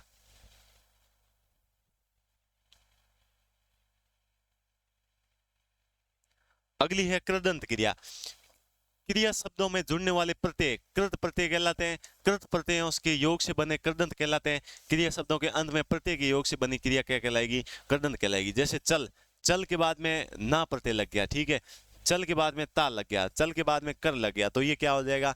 चल से चलना, चल से चलता, चल से चलकर, लिख से लिखना, लिखता और लिखकर। ठीक है, तो ये थी आपकी कृदंत क्रिया। इसके बाद में तीसरा उपभेद है, वो है काल के आधार पर क्रिया के उपभेद। काल के आधार पर मैंने समझा दिया आपको, काल के आधार पर कितने उपभेद होते हैं, 3 उपभेद होते हैं, वर्तमान कालिक, भूतकालिक और भविष्यकालिक क्रिया। वर्तमान कालिक में जैसे वह पढ़ता है, वह पढ़ रहा है, वर्तमान कालिक क्रिया, वो पढ़ रहा है, वर्तमान में पढ़ रहा है, वो पढ़ रहा था भूतकाल में, यानी कि पहले वो पढ़ रहा था तो वो भूतकालिक क्रिया हो जाएगी, और वो पढ़ेगा उसमें क्या हो जाएगा, भविष्यकालिक क्रिया हो जाएगी। ठीक है,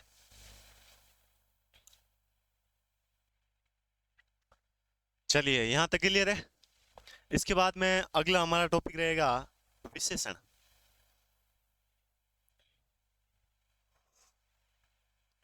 अगला टॉपिक है विशेषण। देखिए विशेषण का मतलब क्या होता है, विशेषता। विशेषण का मतलब होता है विशेषता। किसकी विशेषता, तो विशेष्य की विशेषता, यानी कि विशेष्य की विशेषता बतलाने वाले शब्द क्या कहलाते हैं, विशेषण कहलाते हैं, या फिर संज्ञा या सर्वनाम की विशेषता बतलाने वाले शब्द विशेषण कहलाते हैं। 2 शब्द लिखे हैं, एक लिखा है विशेषण और दूसरा है विशेष्य। विशेष्य, ठीक है, एक शब्द है विशेषण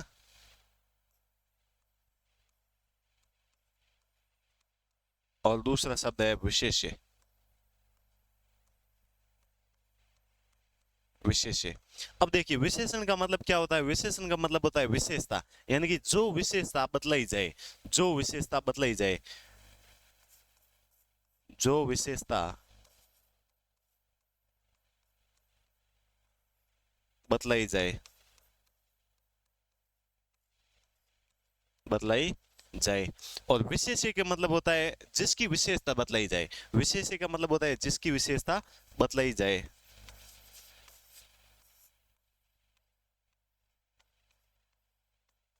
जिसकी विशेषता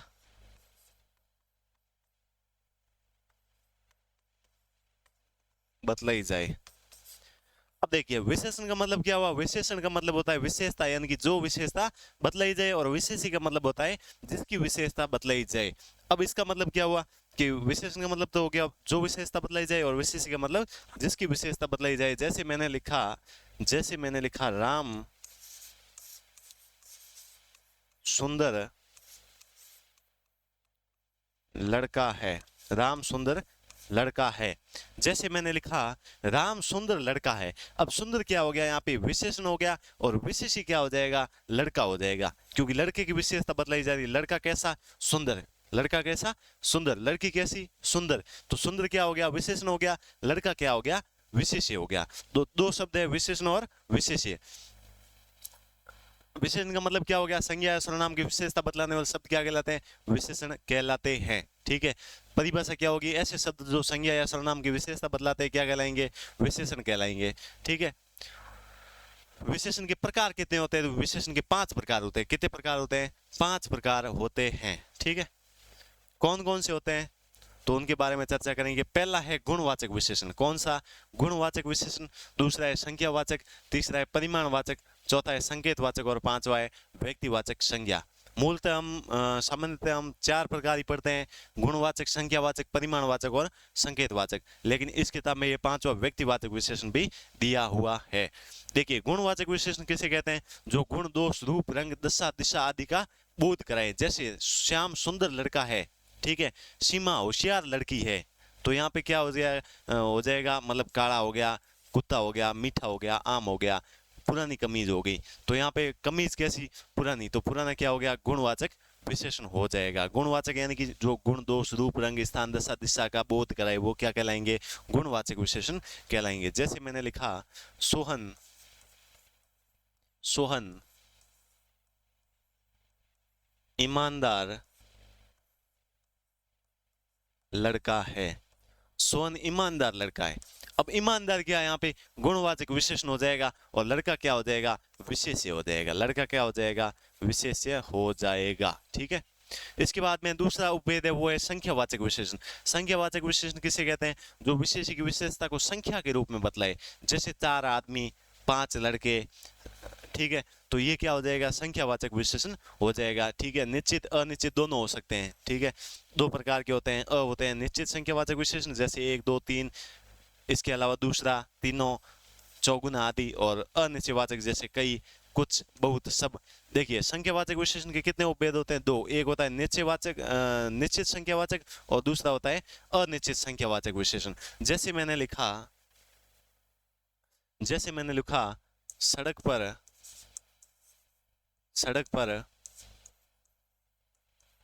4 लोग थे। जैसे मैंने लिखा अनेक लोग खड़े हैं, अनेक लोग खड़े हैं। अब सड़क पर 4 लोग थे, 4 क्या है? फिक्स है। सड़क पर 4 लोग है, 4 क्या है? फिक्स है, यानी कि निश्चित है। अनेक लोग खड़े हैं, अनेक, अब पता नहीं है कितने हैं, 1 है, 2 है, 5 है, 10 है, 15, 20 है, कितने हैं कुछ पता नहीं है। तो ये क्या हो गया? अनिश्चित हो गया, यानी कि अनिश्चित हो गया। तो ये कौन सा हो जाएगा? अनिश्चयवाचक विशेषण। ठीक है, अनिश्चित संख्यावाचक विशेषण। अगला है परिमाणवाचक विशेषण। परिमाण यानी कि जिसको नापा जा सके, तोला जा सके या मापा जा सके। ये भी दो होते हैं, निश्चित और अनिश्चित। निश्चित में जैसे 2 लीटर, 5 किलो, 3 मीटर। अनिश्चित में जैसे थोड़ा, बहुत, कम। जैसे मैंने कहा खीर के लिए ज्यादा दूध चाहिए, तो ज्यादा क्या हो गया? परिमाणवाचक विशेषण हो गया। परिमाणवाचक कौन सा? अनिश्चित। जैसे मैंने कहा 2 किलो चावल लाओ, 2 किलो चावल लाओ, तो 2 किलोग्राम क्या हो गया? यहाँ पे निश्चित हो गया, फिक्स है 2 किलोग्राम। 2 किलोग्राम चावल लाओ तो 2 किलोग्राम क्या हो गया? परिमाणवाचक विशेषण हो जाएगा। अगला है संकेतवाचक विशेषण। संकेतवाचक विशेषण, इसमें क्या होगा कि मतलब संकेतवाचक या फिर सार्वनामिक विशेषण भी कहते हैं इनको, यानी कि जो सर्वनाम है अगर विशेषण से पहले जुड़कर विशेषण की विशेषता बतलाए तो क्या हो जाएगा? सार्वनामिक विशेषण या फिर संकेतवाचक विशेषण। जैसे मैंने कहा इस गेंद को मत फेंको। अब गेंद के बारे में इशारा करें, इस गेंद को मत फेंको, तो इसमें क्या हो जाएगा? संकेतवाचक। उस पुस्तक को मत पढ़ो, अब मैं संकेत कर रहा हूं उस पुस्तक को मत पढ़ो। कौन सी?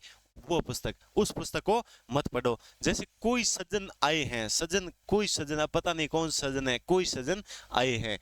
इन वाक्यों में इस, उस तथा कोई है वो सार्वनामिक अथवा संकेतवाचक विशेषण है। और अंतिम उपभेद है वो है व्यक्तिवाचक विशेषण, यानी कि व्यक्तिवाचक संज्ञा अगर विशेषण के आगे जुड़कर विशेषण की विशेषता बतलाए तो वो क्या हो जाएगा? व्यक्तिवाचक विशेषण हो जाएगा। जैसे मैंने कहा बीकानेरी भुजिया, बीकानेरी भुजिया। भुजिया कैसा? बीकानेर क्या है? आपके व्यक्तिवाचक संज्ञा हो जाएगा, और बीकानेरी भुजिया क्या हो जाएगा? ये आपके व्यक्तिवाचक विशेषण हो जाएगा। जैसे बनारसी साड़ी, कश्मीरी सेब, बीकानेरी भुजिया, ठीक है, जोधपुरी कोट, जोधपुरी जूती, ठीक है, ये सब क्या हो जाएंगे? यहाँ पे व्यक्तिवाचक विशेषण हो जाएंगे। इसके बाद में अगला शब्द है प्रविशेषण। प्रविशेषण का मतलब होता है श्रेष्ठ विशेषण, यानी कि विशेषण की विशेषता बतलाए। जो शब्द क्रिया की विशेषता बतलाए वो तो क्रिया विशेषण कहलाएंगे, लेकिन जो शब्द विशेषण की विशेषता बतलाए वो क्या कहलाएंगे? प्रविशेषण कहलाएंगे। जैसे मैंने कहा शीला अति विनम्र लड़की है, या फिर वह बहुत परिश्रमी है। परिश्रमी क्या हो गया? यहाँ पे गुणवाचक विशेषण हो गया। परिश्रमी कैसा? बहुत परिश्रमी है। अब जैसे मैंने कहा 2 शब्द लिखे, 2 वाक्य लिख रहा हूं। घोड़ा तेज दौड़ता है, तेज दौड़ता है। वह बहुत सुंदर है। 2 वाक्य है, घोड़ा तेज दौड़ता है। अब दौड़ना क्या है? क्रिया। दौड़ता कैसे है? तेज या धीरे? तेज, यानी कि क्रिया की विशेषता बतलाई जा रही है, यहाँ पे क्रिया विशेषण हो जाएगा। लेकिन वह बहुत सुंदर है, सुंदर क्या है? विशेषण। कैसा? बहुत सुंदर है, तो बहुत क्या हो जाएगा? यहाँ पे प्रविशेषण हो जाएगा। ठीक है, अगला है विशेषण की रचना। विशेषण की रचना है वो कुछ मूल रूप से विशेषण ही होते हैं, लेकिन कुछ है वो संज्ञा, सर्वनाम, क्रिया या अव्यय शब्दों के साथ प्रत्यय जुड़कर विशेषण बनाए जाते हैं। जैसे पहला है संज्ञा से विशेषण। संज्ञा के साथ में अगर प्रत्यय जुड़ जाए तो वो क्या हो जाएगा? विशेषण हो जाएगा। ठीक है, जैसे रंग। रंग क्या है? संज्ञा है। रंग के साथ में ईन प्रत्यय लग गया तो कौन सा बन जाएगा? रंगीन बन जाएगा। अब रंगीन क्या है? गुणवाचक विशेषण हो जाएगा। ठीक है, राष्ट्र। राष्ट्र के साथ में ई बन गया तो क्या बन जाएगा? राष्ट्रीय बन जाएगा। ठीक है, जैसे स्वर्ग। स्वर्ण के साथ में इम बन गया, स्वर्णिम बन गया। बनारस के साथ में ई जुड़ गया तो बनारसी बन गया। जयपुर के साथ में ईया बना तो जयपुरिया बन गया। ठीक है, इसी प्रकार से जोधपुर के साथ में ईया बन गया तो जोधपुरिया बन गया। जोधपुर के साथ में ई जुड़ गया तो क्या बन जाएगा? जोधपुरी बन जाएगा। ठीक है, सर्वनाम से विशेषण। मैं धन एरा मेरा, तुम धन हारा तुम्हारा हो जाएगा। ठीक है, क्रिया से वंदन। वंदन धन ई वंदनीय हो जाएगा। लूटना क्रिया लूट के साथ में लूट धातु के साथ में एरा जुड़ेगा तो लुटेरा बन जाएगा। झगड़ना क्रिया है, झगड़ धातु है, झगड़ के साथ में आलू जुड़ेगा तो झगड़ालू बन जाएगा। अव्यय से बाहर के साथ में ई जुड़ा तो बाहरी हो जाएगा। पीछे के साथ में ला बने तो पिछला बन जाएगा। ठीक है, तो ये था आपका विशेषण। विशेषण की 3 अवस्थाएं होती है, ये इसमें दी नहीं है। ठीक है, मूल अवस्था, उत्तरावस्था और उत्तम अवस्था। ये थोड़ा अलग पॉइंट है, इस किताब में नहीं दिया हुआ है और आपके एग्जाम के लिए अति महत्वपूर्ण है, वो एक बार हम देख लेते हैं। विशेषण की कितनी अवस्थाएं होती है? तो विशेषण की 3 अवस्थाएं होती है। विशेषण की 3 अवस्थाएं होती है। विशेषण की कितनी अवस्थाएं? 3 अवस्थाएं होती है। एक होती है मूल अवस्था, मूल अवस्था। दूसरी है उत्तरावस्था और तीसरी है उत्तम अवस्था।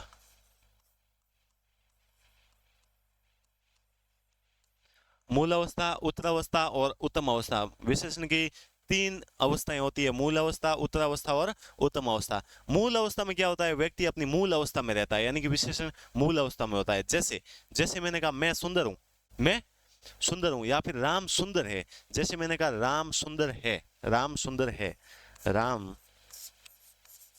सुंदर है, राम सुंदर है। दूसरा वाक्य लिखा राम सीता से सुंदर है। तीसरा लिखा राम सबसे सुंदर है।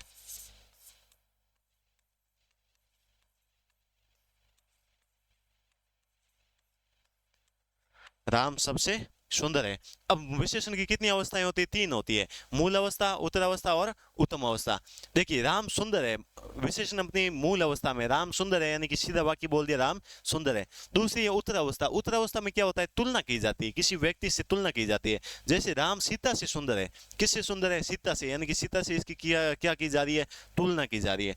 और तीसरा है उत्तम अवस्था, यानी कि जो विशेष है उसको या फिर विशेषण को सर्वश्रेष्ठ बताया जाता है, यानी कि सभी से श्रेष्ठ बताया जाता है। जैसे राम सबसे सुंदर है, अब सबसे मतलब आसपास में जो भी है सबसे सुंदर है, तो इसमें क्या हो गया? विशेषण को ही सर्वोत्तम बताया जाता है। ठीक है, तो 3 अवस्थाएं होती है, मूल अवस्था, उत्तरावस्था और उत्तम अवस्था। यहाँ से आपके प्रश्न पूछा जाता है, निम्न में से किस विकल्प में विशेषण की उत्तरावस्था का प्रयोग हुआ है, किस विकल्प में विशेषण की मूल अवस्था का प्रयोग हुआ है, किस विकल्प में उत्तम अवस्था का प्रयोग हुआ है। इस प्रकार से प्रश्न पूछे जाते हैं। मूल अवस्था में क्या होता है? सामान्य वाक्य होता है। ठीक है, कोई भी तुलना नहीं की जाती है, ना ही सर्वश्रेष्ठ बताया जाता है। उत्तरावस्था में क्या होता है? तुलना की जाती है, 2 विशेषणों के बीच में या 2 विशेषण के बीच में तुलना की जाती है। ठीक है, जैसे राम श्याम से होशियार है, राम श्याम से सुंदर है, राम श्याम से काला है। ठीक है, इसके अलावा उत्तम अवस्था में क्या होता है? सर्वश्रेष्ठ बता दिया जाता है। जैसे राम सबसे काला है, राम सबसे गोरा है, राम सबसे होशियार है, तो इसमें क्या हो जाएगा? उत्तम अवस्था हो जाएगा। तो ये विशेषण की कितनी अवस्थाएं? 3 अवस्थाएं। तो ये था विशेषण। इसके बाद में अगला पॉइंट है हमारा अभिकारी शब्द। अभिकारी का मतलब क्या होता है? अधन विकार। विकार का मतलब होता है परिवर्तन, यानी कि किसके आधार पर? लिंग, वचन, काल, पुरुष और कारक के आधार पर कोई भी परिवर्तन नहीं हो तो वो क्या हो जाएगा? अविकारी शब्द हो जाएगा। अविकारी या फिर अव्यय। अधन व्यय, व्यय का मतलब होता है खर्च। ठीक है, जिसको खर्च नहीं किया जा सके, यानी कि परिवर्तन नहीं हो। तो ये कितने प्रकार के होते हैं? ये 4 प्रकार के होते हैं। क्रिया विशेषण, समुच्चय बोधक, संबंध बोधक और विस्मयादि बोधक। क्रिया विशेषण कितने प्रकार के होते हैं? क्रिया विशेषण 4 प्रकार के, कालवाचक, स्थानवाचक, रीतिवाचक और परिमाणवाचक।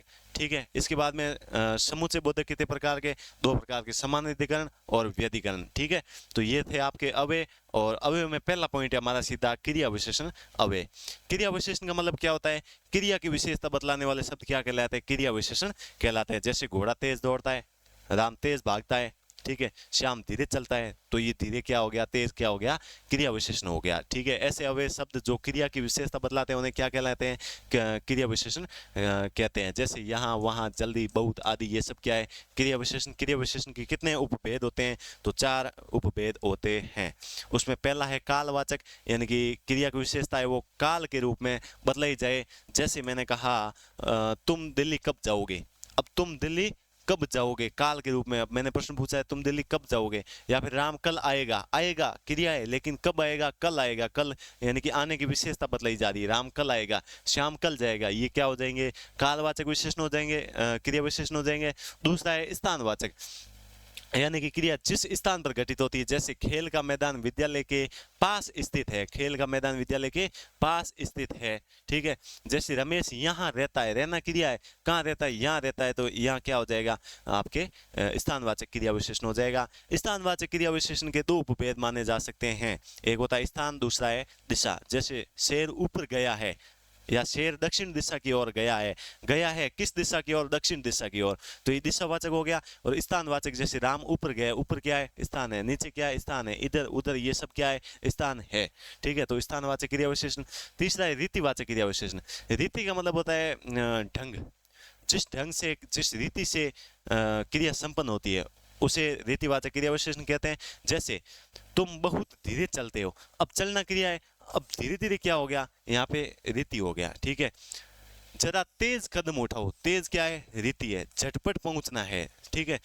इसमें धीरे धीरे, झटपट, तेज रीतिवाचक क्रिया विशेषण है। और अंतिम है वो है आपके परिमाणवाचक। परिमाण का मतलब हुआ नाप तौल या फिर माप, ठीक है। जैसे थोड़ा थोड़ा, जितना जितना, उतना उतना, ठीक है। जैसे मैंने कहा वह उतना ही भार उठा पाएगा, वो उतना ही भार उठा पाएगा, उतना उतना ही हो गया। जितना चाहो ले लो, जितना चाहो ले लो। नदी में पानी अधिक बह रहा है, अब बहना क्रिया है लेकिन अधिक, कम या अधिक, अधिक, अधिक क्या हो गया, क्रिया विशेषण हो गया, ठीक है। ये था क्रिया विशेषण। उसके बाद में दूसरा है समुच्चय बोधक अव्यय। समुच्चय का मतलब क्या हो गया, ऐसे अव्यय शब्द जो एक शब्द को दूसरे शब्द से, एक वाक्य को दूसरे वाक्य से, अथवा एक वाक्यांश को दूसरे वाक्यांश से जोड़ते हैं, उन्हें क्या कहते हैं, समुच्चय बोधक अव्यय कहते हैं, ठीक है। समुच्चय बोधक अव्यय वाक्यों को जोड़ने का कार्य ही करते हैं, साथ ही विकल्प बताते, अर्थ या कारण बताने, विभेद बताने का कार्य भी करते हैं। इसके दो उपभेद होते हैं, समानाधिकरण और व्यधिकरण। समानाधिकरण क्या होते हैं, ऐसे अवयव जिनके द्वारा मुख्य वाक्य जोड़े जाते हैं, यानी कि संयोजक अवयव जैसे और, तथा, एवं, ठीक है। विभाजक या, अथवा, कोई एक, की, चाहे, नहीं तो, ना। और विरोध का मतलब पर, परंतु, किंतु, लेकिन, मगर, बल्कि, वरन, ठीक है। परिमाण, अतः, अतएव, सो, फलतः, ठीक है। तो ये क्या हो गए, समानाधिकरण अवयव हो गए। जैसे मैंने कहा राम और श्याम जाएगा, या राम अथवा श्याम जाएगा, श्याम जाएगा, तो यहाँ पे अथवा क्या हो गया, अथवा आपके समुच्चय बोधक अवयव हो गया। अगला है व्यधिकरण। व्यधिकरण जो अवयव एक मुख्य वाक्य में एक या अधिक आश्रित वाक्य जोड़ते हैं उसे क्या कहेंगे, व्यधिकरण समुच्चय बोधक अवयव कहेंगे। जैसे कारणवाचक, कारणवाचक क्यों, क्योंकि, इसलिए, के कारण, चूंकि। और उद्देश्यवाचक जो कि, ताकि, ठीक है। संकेतवाचक में यदि, तो, यद्यपि, तथापि, जब जब, जब तब। और स्वरूपवाचक में कि, जो, अर्थात, मानो, ये सब क्या हो जाएंगे आपके समुच्चय बोधक अवयव हो जाएंगे। अगला है संबंध बोधक। ऐसे अवयव जो संज्ञा सर्वनाम के बाद प्रयुक्त होकर वाक्यतः दूसरे शब्दों से उसका संबंध बताते हैं उसे क्या कहेंगे, संबंध बोधक अवयव कहेंगे। सीता की बहन गीता है, इसमें की संबंध सूचक अवयव है, ठीक है। मतलब की का मतलब क्या हुआ कि संबंध स्थापित करे, एक पद से दूसरे पद के मध्य संबंध स्थापित करें।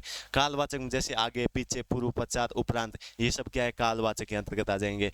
स्थानवाचक जैसे पास, पीछे, ऊपर, आगे, बाहर, भीतर, समीप, ठीक है। इसी प्रकार से दिशावाचक, साधनवाचक, निमित्तवाचक, विरोधवाचक, सादृश्यवाचक, तुलनात्मक, विनिमयवाचक, ठीक है, संग्रहवाचक, हेतुवाचक, ये सब क्या हो जाएंगे आपके संबंध बोधक अवयव हो जाएंगे। और अंतिम है विस्मयादि बोधक अवयव। विस्मयादि बोधक अवयव का मतलब क्या हुआ, विस्मयादि बोधक अवयव में सीधा सीधा ध्यान रखना, हे प्रभु कृष्ण जगन्नाथम प्रेमानंद, ये क्या हुआ, यानी कि एकदम विस्मयादि बोधक चिन्ह का प्रयोग होगा। जैसे हाय, अच्छा, छी, वाह।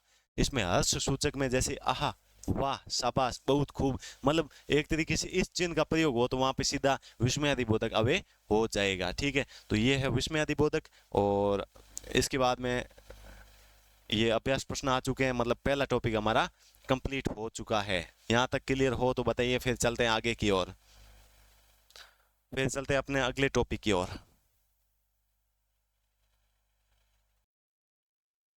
चलिए तो चलते हैं अब अगले टॉपिक की ओर। अगला टॉपिक है हमारा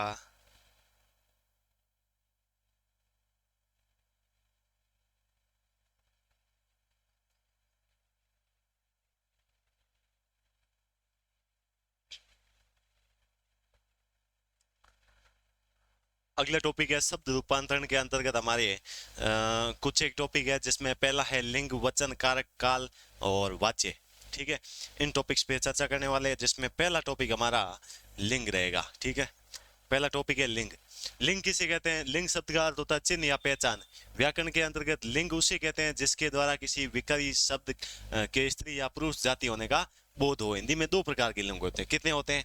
हिंदी में दो प्रकार के लिंग होते हैं, एक होता है पुल्लिंग और दूसरा होता है स्त्रीलिंग। पुल्लिंग किसे कहते हैं? पुरुष जाति का बोध होता है उसे क्या कहेंगे? पुल्लिंग कहेंगे। जैसे मेरा, काला, जाता, भाई, रमेश, अध्यापक, ये सब क्या है? पुल्लिंग है। और स्त्रीलिंग में स्त्री जाति का बोध हो उसे क्या कहेंगे? स्त्रीलिंग कहेंगे। जैसे मेरी, काली, जाति, बहन, विमला, अध्यापिका, ये सब क्या है? स्त्रीलिंग हो जाएंगे। ठीक है, लिंग की पहचान। अब कुछ एक प्रकार से हम इसकी पहचान कर सकते हैं जिसमें पहला पॉइंट है, देखिए, दिनों और महीनों के नाम, महीनों के नाम है वो पुल्लिंग होंगे। दिनों और महीनों के नाम हमेशा पुल्लिंग में होंगे। जैसे सोमवार, चैत्र, अगस्त, ये सब क्या है? दिनों के नाम है, ये पुल्लिंग में होंगे। पर्वतों एवं पेड़ों के नाम है वो पुल्लिंग होते हैं। जैसे हिमालय, अरावली, बबूल, नीम, आम। अनाजों के कुछ अनाजों एवं कुछ द्रव्य पदार्थों के नाम पुल्लिंग होते हैं। जैसे चावल, गेहूं, तेल, घी, दूध। इसमें एक चीज आप वाक्य में प्रयोग कर लेना। जैसे पहाड़, मैं पहाड़ पर गया, यानी कि पहाड़ बड़ा है। बड़ा क्या हो जाएगा? पुल्लिंग हो जाएगा। ये तो आप कॉमन सेंस लगा सकते हैं। जैसे पुस्तक पढ़ी है, अब पुस्तक में क्या हो जाएगा? स्त्रीलिंग हो जाएगा। ठीक है, मतलब वाक्य में प्रयोग कर लेना है। इसके बाद में लिंग परिवर्तन, सीधे हम लिंग परिवर्तन बताते हैं। पुल्लिंग से स्त्रीलिंग बनाने के लिए अ से आ बदल देना है। जैसे छात्र, छात्र धन अ, लास्ट में क्या है? अ से आ बनाइए, आ लगा दीजिए, छात्र धन आ, छात्रा हो जाएगा। ठीक है, पूज्य से पूज्य हो जाएगा, सुत से सुता हो जाएगा, वृद्ध से वृद्धा हो जाएगा, बहुदीय से बहुदिया हो जाएगा, अनुज से अनुजा हो जाएगा। को ई में बदल कर, जैसे देवी से देवी हो जाएगा, पुत्र से पुत्री, गोप से गोपी, ब्राह्मण से ब्राह्मणी, मेंढक से मेंढकी, दास से दासी। और कुछ ये प्रकार है, ये आप देख लेना।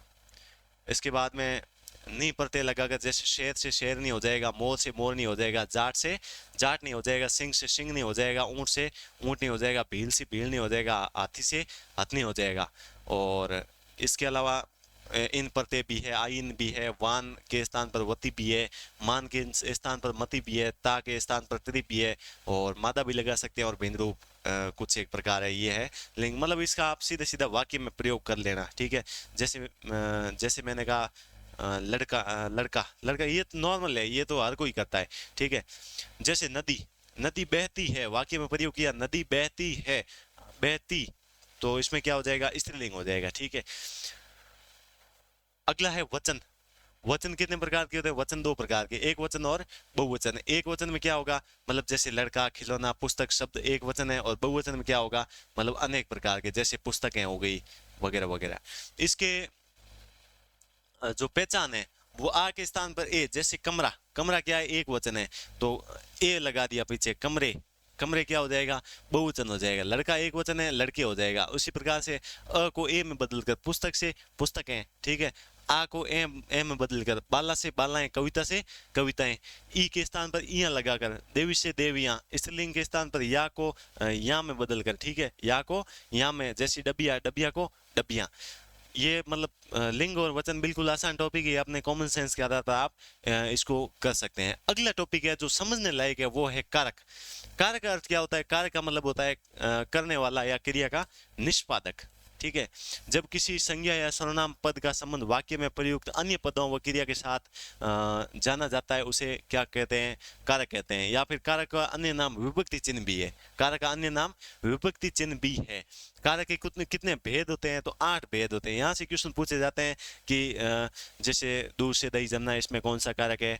ठीक है, हिमालय से नदी निकलती है, इसमें कौन सा कारक है? इस प्रकार से प्रश्न पूछे जाते हैं। तो 8 भेद है। 8 में पहला है कर्ता कारक। कर्ता कारक क्या होता है? कर्ता का मतलब होता है क्रिया को करने वाला, कर्ता कारक होता है। कर्ता कारक का चिन्ह ने होता है। कर्ता के साथ में किसका प्रयोग होगा? ने। ठीक है, ने का प्रयोग होगा। इससे पहले हम एक बार डिटेल में देख लेते हैं मोटा मोटी की किस कारक में कौन सी विभक्ति का प्रयोग होगा। तो 8 कौन कौन से होते हैं? पहला है कर्ता, दूसरा है कर्म, तीसरा है करण, चौथा है संप्रदान, पांचवा है अपादान। कर्ता ने कर्म को कर्ण से, संप्रदान के लिए अपादान से, अधिकरण, संबंध और संबोधन। ये 8 प्रकार होते हैं। कर्ता, कर्म, करण, संप्रदान, अपादान, अधिकरण और संबंध और संबोधन कारक है। ठीक है। कर्ता के साथ में नए विभक्ति का प्रयोग होगा, यानी कि क्रिया को करने वाला, क्रिया का जिस संज्ञा पर प्रभाव पड़ता है वो कर्म कहलाएगा। कर्म को विभक्ति का प्रयोग होगा। करण के साथ में से, करण का मतलब होता है साधन, करण का मतलब क्या होता है? साधन। करण के साथ में से विभक्ति का प्रयोग होगा। संप्रदान यानी कि जिसके लिए, के लिए, को या फिर के लिए विभक्ति का प्रयोग होगा। अपादान से, अपादान का मतलब होता है अलग होना, तो इसमें से विभक्ति का प्रयोग होगा, से अलग होने का भाव। अधिकरण का मतलब होता है आधार, यानी कि मैं। संबंध का अर्थ होता है 2 पदों में संबंध, का के की, रा रे री नाने नी, का के की, रा रे री नाने नी, नाने नहीं। और संबोधन का मतलब होता है संबोधन करना, जैसे हे, ओ, अरे, इसमें विस्मयादिबोधक चिन्हों का प्रयोग होगा। तो ये है मोटा मोटी कारक के प्रकार। और इसके बाद में चलते हैं अपने पहले प्रकार की ओर, यानी कि कर्ता कारक की ओर। कर्ता का मतलब होता है क्रिया को करने वाला, यानी कि क्रिया जिस के द्वारा संपन्न हुई है। जैसे राधा ने नृत्य किया, राधा ने नृत्य किया। श्याम ने पत्र लिखा, अब कर्ता ने। ठीक है। पत्र किसने लिखा? पत्र लिखने का काम कौन कर रहा है? नृत्य करने का काम कौन कर रहा है? मीना ने गीत गाया, गीत गाने का काम कौन कर रहा है? मीना कर रही। तो इस सब में कौन सा कारक हो जाएगा? कर्ता कारक हो जाएगा। ठीक है। अगला है कर्म कारक। अगला दूसरा है कर्म कारक। कर्म कारक मतलब क्रिया का फल जिस शब्द पर पड़ता है उसे क्या कहते हैं? कर्म कारक कहते हैं। कर्म कारक का विभक्ति चिन्ह कौन सा है? को का प्रयोग केवल सजीव कारक के साथ में ही होता है, निर्जीव के साथ में नहीं। जैसे राधा ने नौकर को बुलाया, राधा ने, कर्ता ने किसको बुलाया? नौकर को बुलाया। इसमें 2 विभक्तियों का प्रयोग हो रहा है, और इसमें जो अंतिम विभक्ति है वो ही सत्य आंसर मानी जाएगी, यानी कि सही आंसर मानी जाएगी। राधा ने यानी कि कर्ता ने नौकर को बुलाया। किसको बुलाया? नौकर को बुलाया, यानी कि कर्म को। वह पत्र लिखता है, वो क्या लिखता है? पत्र लिखता है, पत्र को लिखता है। कहीं ना कहीं को विभक्ति इनडायरेक्टली यहाँ पे आ रही है। स्वाति कॉलेज जा रही है, कॉलेज को जा रही है। मीना ने गीता को पुस्तक दी। ठीक है। आज्ञा सूचक शब्दों में निर्जीव के लिए भी विभक्ति का प्रयोग होता है। जैसे पुस्तक को मत फाड़ो, पुस्तक को मत फाड़ो, यानी कि कर्म इसमें डायरेक्ट आ रहा है। कुर्सी को मत तोड़ो, कुर्सी को मत तोड़ो। और स्वाभाविक क्रियाओं में, जैसे स्वाभाविक क्रियाओं में जैसे क्या हो जाएगा? उसको प्यास लगी है, उसको, यानी कि इसमें को विभक्ति डायरेक्ट छुपी हुई। राम को बुखार है, को विभक्ति का प्रयोग हुआ है। अगला है करण कारक। करण का मतलब होता है साधन, जिस साधन से क्रिया संपन्न होती है। जैसे हम छोटे थे, स्कूल जाते थे, तब पैदल जाते थे, तो कोई रास्ते में कोई ट्रैक्टर मिल गया, गाड़ी मिल गई, बाइक मिल गई, तो उसको हम ऐसे इशारा करके और रुकवा देते थे और अपने चले जाते थे। वो क्या था? साधन था। यानी कि जिस साधन से क्रिया संपन्न की जाती है वो क्या कहलाएगा? आपके करण कारक कहलाएगा। जैसे मैंने कहा राम कलम से लिखता है, अब कलम क्या है? लिखने का साधन है। ठीक है। श्याम पुस्तक से पढ़ता है, पढ़ने का साधन क्या है? पुस्तक है। जैसे मैं कलम से लिखता हूँ, मैंने गिलास से पानी पिया, गिलास क्या है यहाँ पे? साधन है। सानिया बैट से खेलती है, बैट क्या यहाँ पे? साधन है। मैंने दूरबीन से पहाड़ों को देखा। ठीक है। किससे? दूरबीन से। दूरबीन क्या हो गया यहाँ पे? साधन हो गया। ठीक है। कर्ण के बाद में अगला कारक है संप्रदान कारक। संप्रदान का मतलब होता है जिसके लिए। जैसे सैनिकों ने देश के लिए बलिदान दे दिया। ठीक है। जिसके लिए, सैनिकों ने देश की रक्षा के लिए बलिदान दे दिया। लोगों ने बाढ़ पीड़ितों के लिए दान दिया। मेरिट में आने के लिए मेहनत करो, यानी कि के लिए। इसके अलावा को विभक्ति का भी प्रयोग होगा। जैसे राजा ने गरीबों को कंबल दिए, पुलिस ने चोर को दंड दिया, को विभक्ति का भी प्रयोग होगा। इसके बाद में अपादान कारक। अपादान का मतलब होता है अलग होना, यानी कि जिस कारक के माध्यम से अलग होने का भाव व्यंजित हो। जैसे पेड़ से पत्ता गिरा, पेड़ से अलग होने का भाव हो रहा है। मेरे हाथ से गेंद गिर गई, मतलब अलग होने का। गेंद पहले हाथ में थी लेकिन बाद में नीचे गिर गई। ठीक है। विजयशाला से घर आया, ठीक है। विजयशाला यानी कि जो आपके स्कूल है या फिर कोई कॉलेज है, ठीक है। शाला से घर आया। नदी पहाड़ से निकलती है, पहाड़ से अलग होने का भाव व्यंजित हो रहा है, ठीक है।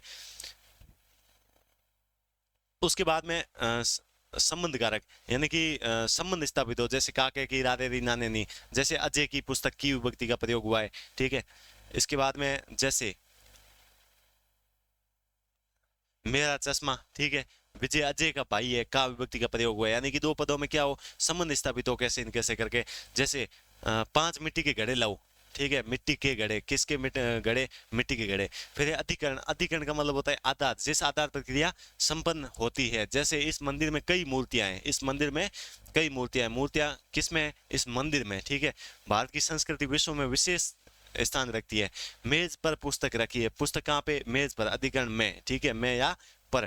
इसके बाद में संबोधन कारक, संबोधन कारक, संबोधन कारक, संबोधन का मतलब क्या होता है, हम किसी को संबोधन करते हैं, जैसे हे भगवान, अब क्या होगा, हे प्रभु, हे प्रभु कृष्ण जगन्नाथम प्रेमानंद, ये क्या हुआ। इन सब में क्या हो जाएगा, संबोधन कारक हो जाएगा, ठीक है। यहाँ तक क्लियर है।